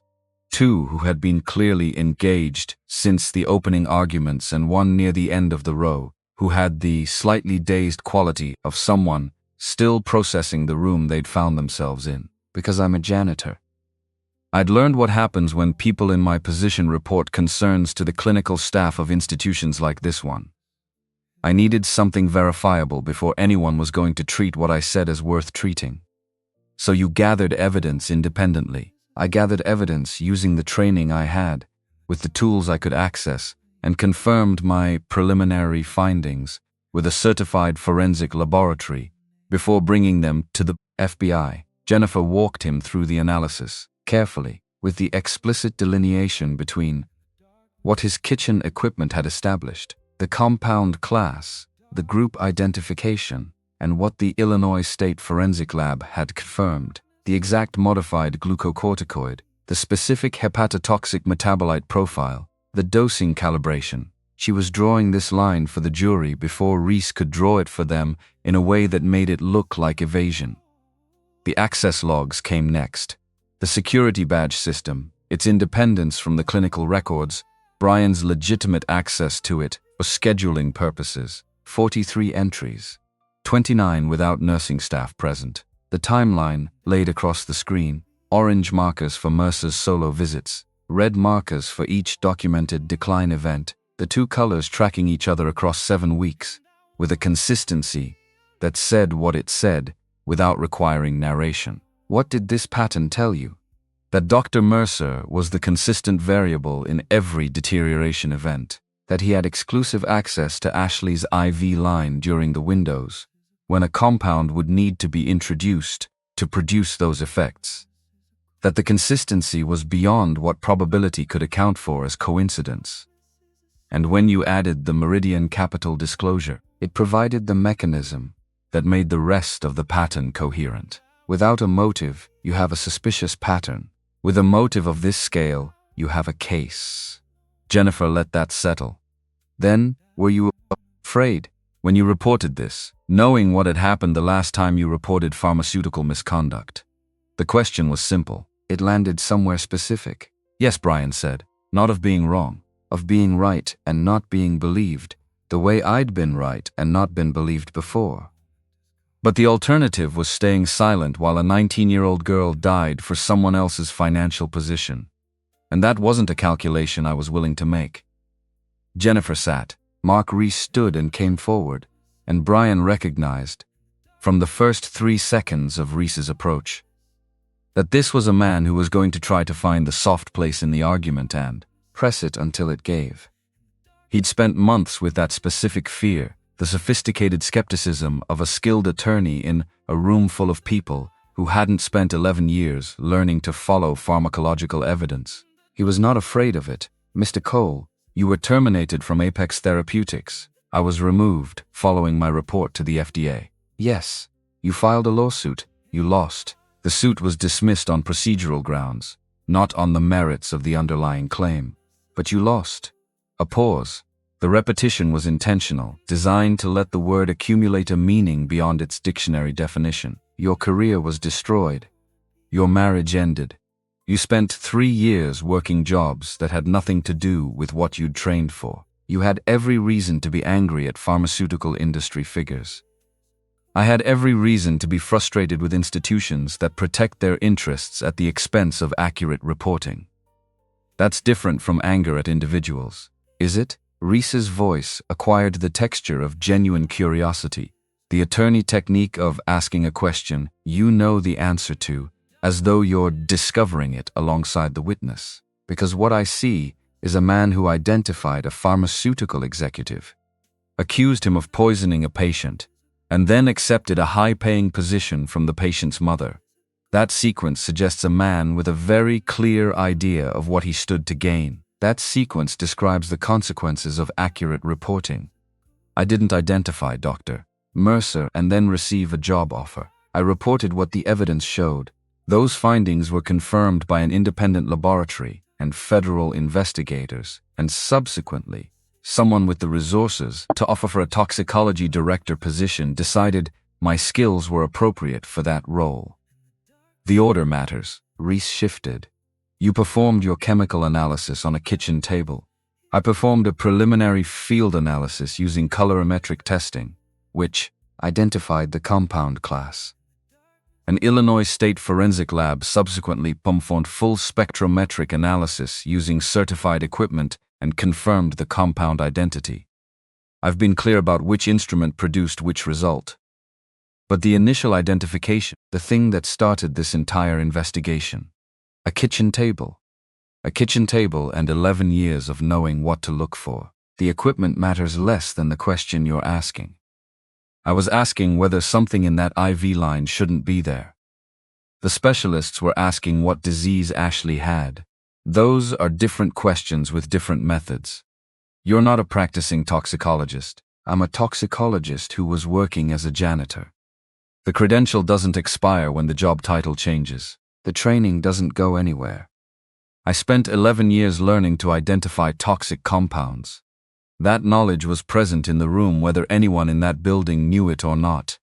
Reese held his gaze for a moment. Brian held it back without any additional effort, because this was the part where the chemistry of the argument was clear, and he trusted the chemistry. Mr. Cole, you accepted a director-level position at Harmon Biosciences. More than $200,000 annually. Benefits, equity. Reese's voice carried the implication. Without stating it, the jury would hear the money and draw the connection he was leaving space for. That's quite an improvement from the night shift. It's an appropriate salary for a director of toxicology at a mid-size pharmaceutical company. I can tell you the market rate if that's useful. Brian let the flatness of this answer do the work. If you're suggesting I discovered an active poisoning scheme and built a federal case in order to subsequently obtain employment, you're attributing to me a level of strategic foresight that would be impressive if it weren't also an argument that I should never have been a janitor in the first place. Several jurors reacted, not dramatically. The small adjustments of people processing a thing that was both true and unexpected. Reese let this go. He tried a different approach. You say Dr. Mercer's solo visits correlated with Ashley's decline events. But correlation isn't causation. You know that. You said it in your own testimony. Correlation becomes evidence of causation when the compound that would produce those declines is found in the access point that only the correlating party had unsupervised access to, and when that party has a $14 million financial incentive for the patient's death. At that point, you're not talking about correlation. You're talking about a mechanism with a documented motive. In your opinion, in the opinion of the FBI forensic team, the Illinois State Laboratory, Dr. Chen's clinical team, and the U.S. Attorney's Office. Yes, Reese sat down. He sat with the controlled composure of a skilled attorney who had not found the soft place he was looking for and was filing that information in the part of his professional mind that would be recalibrated before closing arguments. Jennifer stood for redirect. Mr. Cole, when you first detected that smell in Ashley Harmon's room, when you made the decision to investigate rather than let it go, did you know that Sandra Harmon would offer you a position? I expected to be fired. No hesitation. I'd been through that sequence before. I understood what reporting misconduct cost. I made the decision understanding that cost. Then why?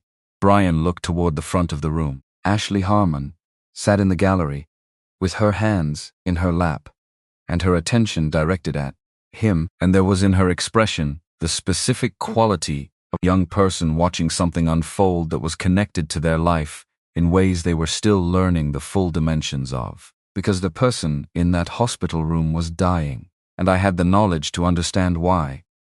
Being invisible doesn't exempt you from responsibility to act when you can see what others can't. It just means the cost of acting is higher. It doesn't change what you owe. Jennifer returned to her table. The judge called the afternoon recess. Ashley Harmon took the stand the following morning. She wore a navy dress, and her posture was very straight, the posture of someone who had decided in advance how they intended to occupy the space they'd been given.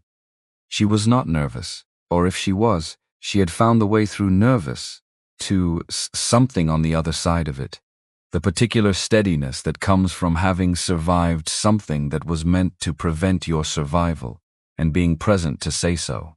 Jennifer took her through the illness with care and patience, the exhaustion that had come first, the way it had deepened over weeks, the seizures, the terror of them, the particular cruelty of being in a hospital, surrounded by expertise and can get to it rather than better, of watching her mother's face in the morning and reading the worry her mother was trying not to show. When Jennifer asked about Stephen Mercer, Ashley looked directly at him for the first time since she'd entered the room.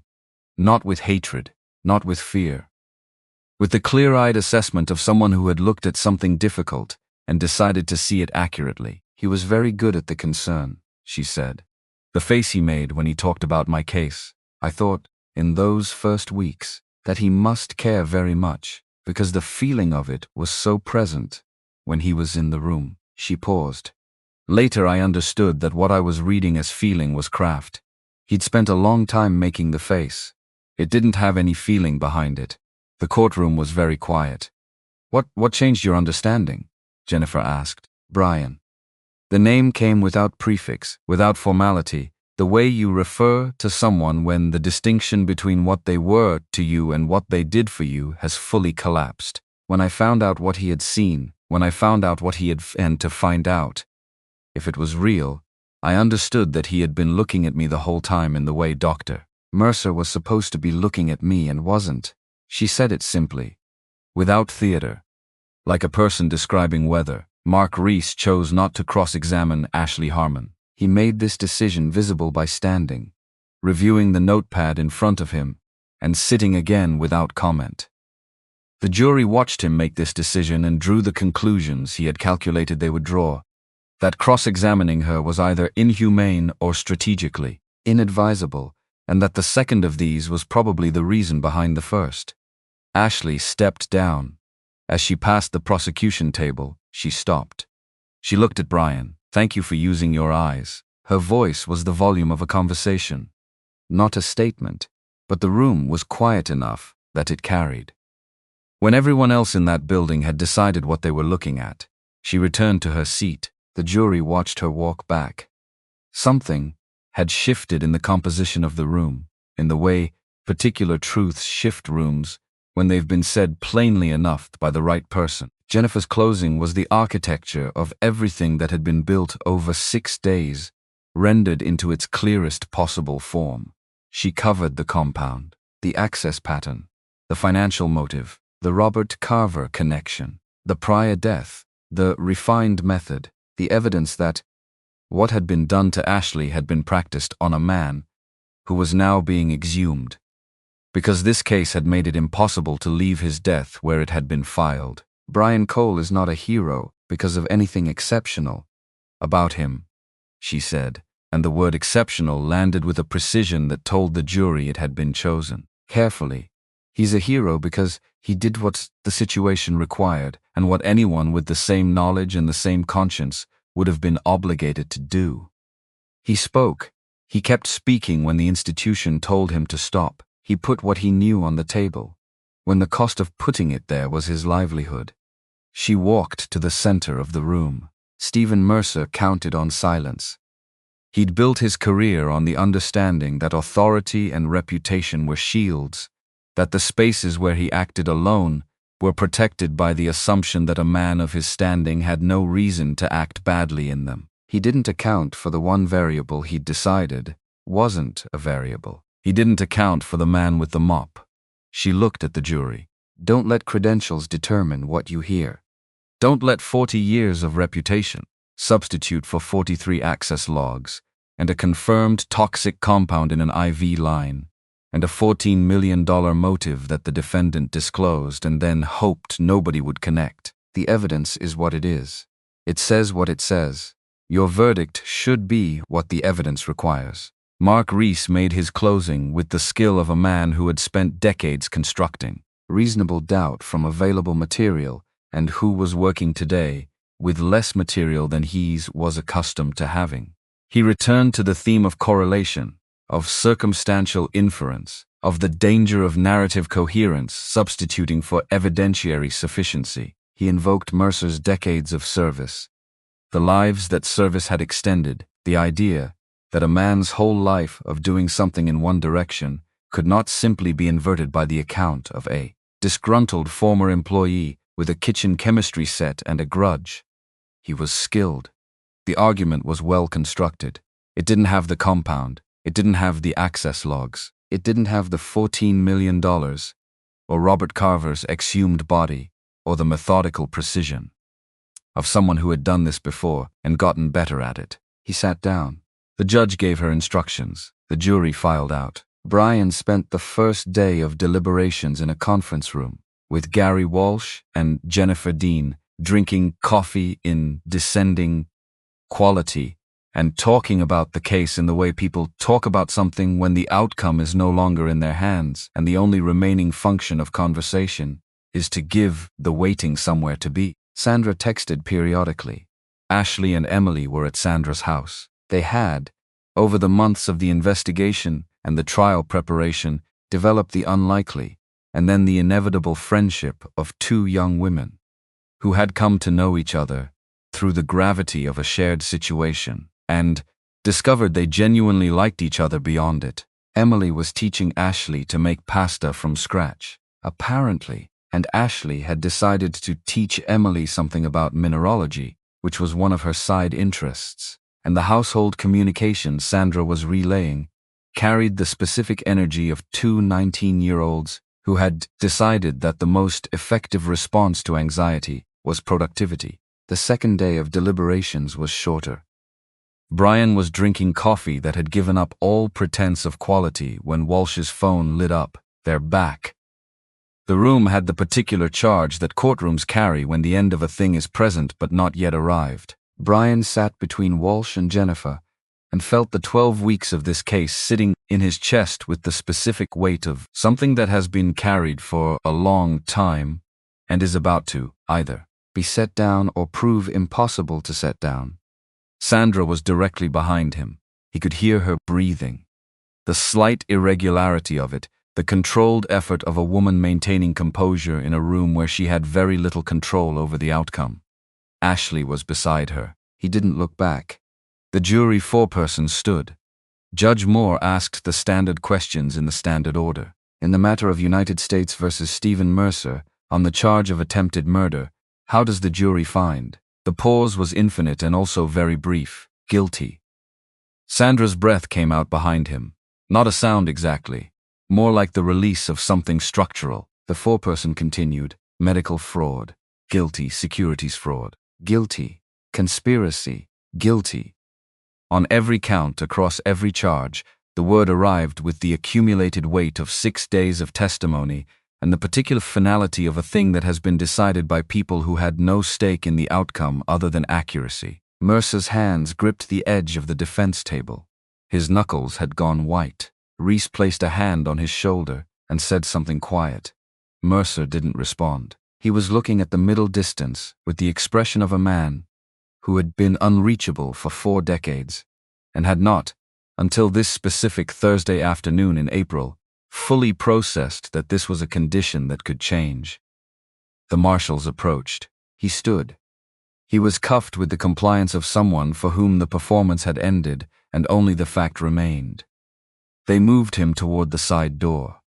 He looked at Brian once at the last moment before the door, not with malice, something more complicated, the specific expression of a man who had organized his entire professional life around the premise that expertise was a form of sovereignty, that reputation was protection, that the spaces he moved through alone were his by right of what he'd accomplished, and who was now confronting the specific person who had proved every part of that premise wrong.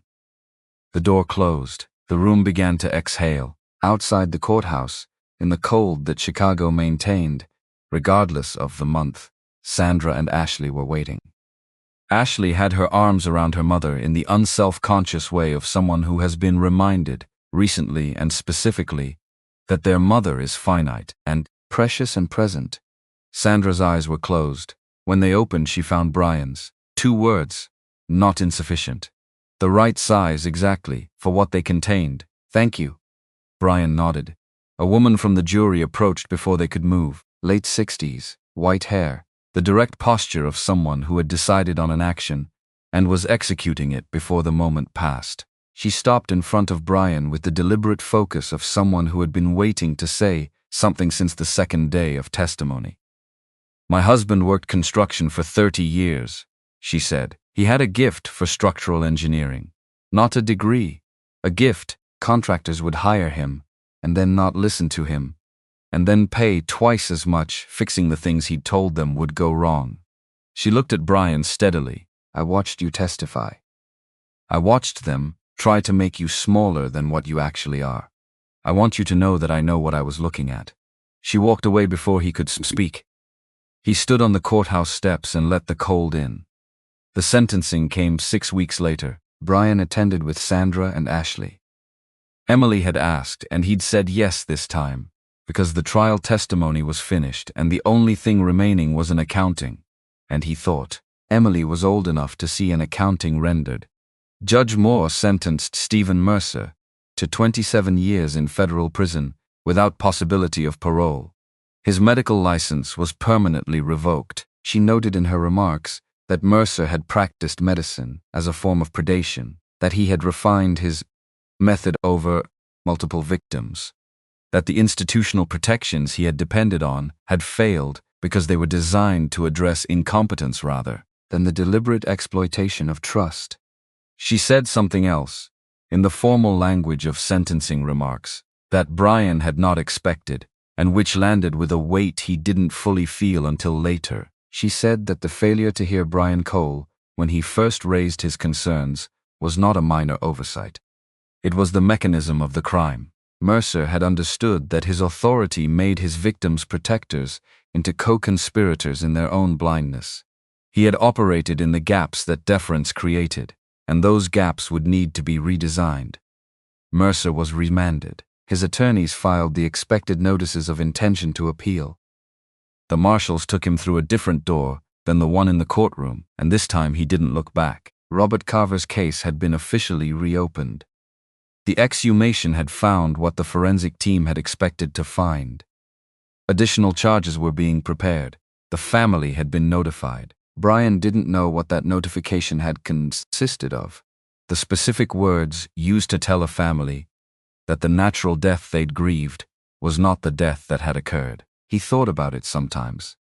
In the way you think about the parts of a thing you can't see, but know are there. Sandra's office occupied a corner of the 43rd floor, with the view that 43 floors of elevation produces in a city built on a flat plain beside a body of water the size of a small sea. Brian had been here enough times, now that the view had shifted from impressive to simply present, the specific familiarity that comes from a place becoming yours.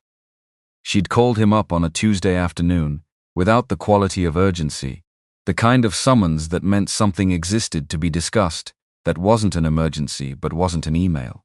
Ashley was there. She was spending 2 afternoons a week at Harmon Biosciences, sitting in on research team meetings working on independent study during the sessions her mother deemed too dense with internal politics to be educational. She had returned to Northwestern for the fall semester.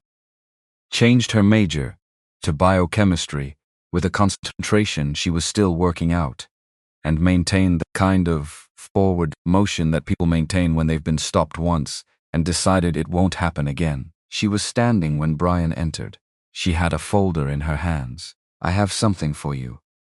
She held it out with the formality of someone who had prepared for this moment and intended to conduct it properly. He took the folder. Inside was a presentation, 15 pages, formatted with the rigor of someone who had been taught that rigor was a form of respect for the subject matter. The cover read, "How Brian Cole Saved My Life, a Study in Forensic Toxicology and the Limits of Institutional Authority." He turned the pages. There were diagrams explaining colorimetric field analysis, a timeline of the investigation, sourced to the trial record, photographs of the kitchen setup that had been entered into federal evidence and which had appeared in 3 national news articles, and which Brian still found faintly surreal to see reproduced as educational material. A section on the chemistry of the compound, technically accurate, in ways that told him she'd been reading primary literature rather than textbooks. A conclusion in her own handwriting, not typed, deliberately handwritten, that said, "The most important discoveries are sometimes made by the people institutions have decided not to see. My mother taught me that science is the practice of asking questions that other people have stopped asking." Brian Cole asked the question that kept me alive. I want to spend my career asking questions like that. He looked up. Ashley was watching him with the expression she wore when she was taking something seriously. The slight forward lean of focused attention. "This is excellent work," he said, and meant it in the technical sense as well as every other sense. "My professor wants to submit it to a regional science journal." She paused. She said the methodology section was unusually rigorous for undergraduate work. "It is." She also asked whether I'd considered forensic toxicology as a concentration. "What did you say?" Ashley considered. The considering was genuine, not performed, the real-time visible process of a mind that was still discovering what it was building toward. I said I was interested in the part of toxicology that intersects with accountability, the part that finds things that were meant not to be found. Brian looked at her. 19 years old. Alive because a smell had been wrong, and a man with a mop had known enough to know it was wrong and had decided that knowing was not. Enough that you had to do something with what you knew even when doing something cost everything you'd already paid once. "That's the best part," he said. Sandra, from her desk, with a quiet understatement of a woman who had learned to let things land at their own weight. "I've told her she can study whatever she wants, but if she pursues toxicology, she has a mentor here who owes her nothing and would give her everything anyway." Brian looked at Sandra. She looked back. The specific expression of a person who has said the accurate thing and is done performing around it. He ate dinner with Emily that night. She'd made pasta, which she'd been making with more confidence since Ashley had shown her. Whatever Ashley had shown her about the ratio of water to flour, and the table had the familiar, comfortable clutter of 2 people who had lived together long enough to have stopped performing tidiness for each other. She asked about the sentencing. He told her. She ate pasta and said nothing for a moment. Then 27 years. Yes, Robert Carver's family. Not a question, just naming the thing that was present. They'll have an answer now. It won't be the answer they wanted, but it'll be the true one. Emily considered this, in the way she'd considered things since she was small, with the complete attention of a person who treated ideas as worthy of full processing, rather than quick judgment. Does having the true answer help, do you think? When the other person is already gone. Brian thought about this. I think it helps with the part where you've been carrying a story that wasn't accurate. Not with the loss. Nothing helps with the loss, but with the confusion of a death that didn't make sense. Yes, I think it helps. Emily nodded. 8. Then Ashley texted me about the presentation. She showed it to me this afternoon. She's good. Emily said it with the simple assurance of one 19-year-old assessing another. Not just at the science part, at the thinking behind the science part. The part where you ask why something matters. She is. That's because of you, kind of. Emily looked at him directly, which she did when she wanted to make sure something was being heard. Not the science specifically. The part where you showed her what it looks like when someone treats a question as worth following, regardless of what it costs to follow it. Brian set his fork down. His daughter, 19 years old, studying journalism, already developing the specific instinct for consequence that would make her very good at it, looking at him across a table covered in the evidence of an ordinary evening and saying the thing clearly because she had never learned to say it any other way. I just did what the situation required, he said. I know. A beat. That's the part I'm talking about. They finished dinner. Emily cleared the table. Brian washed the dishes the way he'd washed dishes for 20 years, with the practiced efficiency of a person whose hands knew the task completely, and whose mind was elsewhere entirely. He thought about the gray uniform in his closet. He'd kept it, without thinking too hard about why. It wasn't sentiment. It wasn't a trophy, or a reminder in the motivational sense, not a totem of the journey, or any of the other framings that people applied to the artifacts of periods they'd survived. It was just the thing he'd been wearing when he'd understood that knowledge didn't require permission to be true. That expertise didn't require an institution's endorsement to be real. That the question the chemistry was asking was the same question, regardless of whether the person reading the chemistry had a lab coat or a mop. The floors of Harrington Medical Center were being cleaned tonight by someone else. The supply cart with the left pulling wheel was probably still on the maintenance list. Sharon Webb was smiling at physicians and looking through people whose names she didn't know, and somewhere in those corridors, the work of medicine was happening, mostly correctly, by people who were trying, who would miss things sometimes, who would defer to authority in ways that cost patients time, who were not, most of them, malevolent, just human, just organized into hierarchies that made certain things visible and certain things invisible by structural design. Brian Cole knew what was invisible in those hierarchies. He'd lived in the invisible spaces for 2 years and 3 months. He knew what they looked like from the inside, what you could see from there that you couldn't see from anywhere else, what accumulated in the quiet of 2 a.m.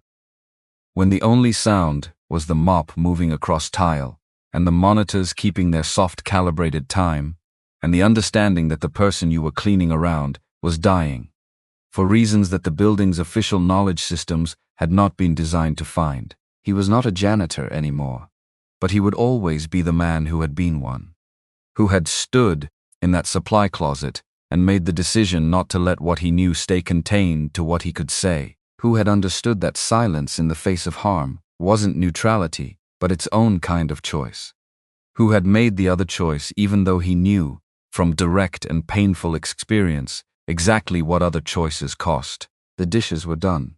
He dried his hands. Emily was in her room, door cracked, light on, the ambient evidence of a life being actively lived rather than passively endured. He stood in the hallway for a moment, in the specific ordinary quiet of an apartment in Chicago at 9 p.m., listening to the sound of his daughter working and the city doing what cities did, outside the windows, and felt the weight of the past year settle into its proper place. Not behind him. Not done. The trial had ended and the sentencing had been rendered, and Ashley Harmon was back at Northwestern, and Robert Carver's family had their true story, and the case was built, and Brian had a job that matched what he knew.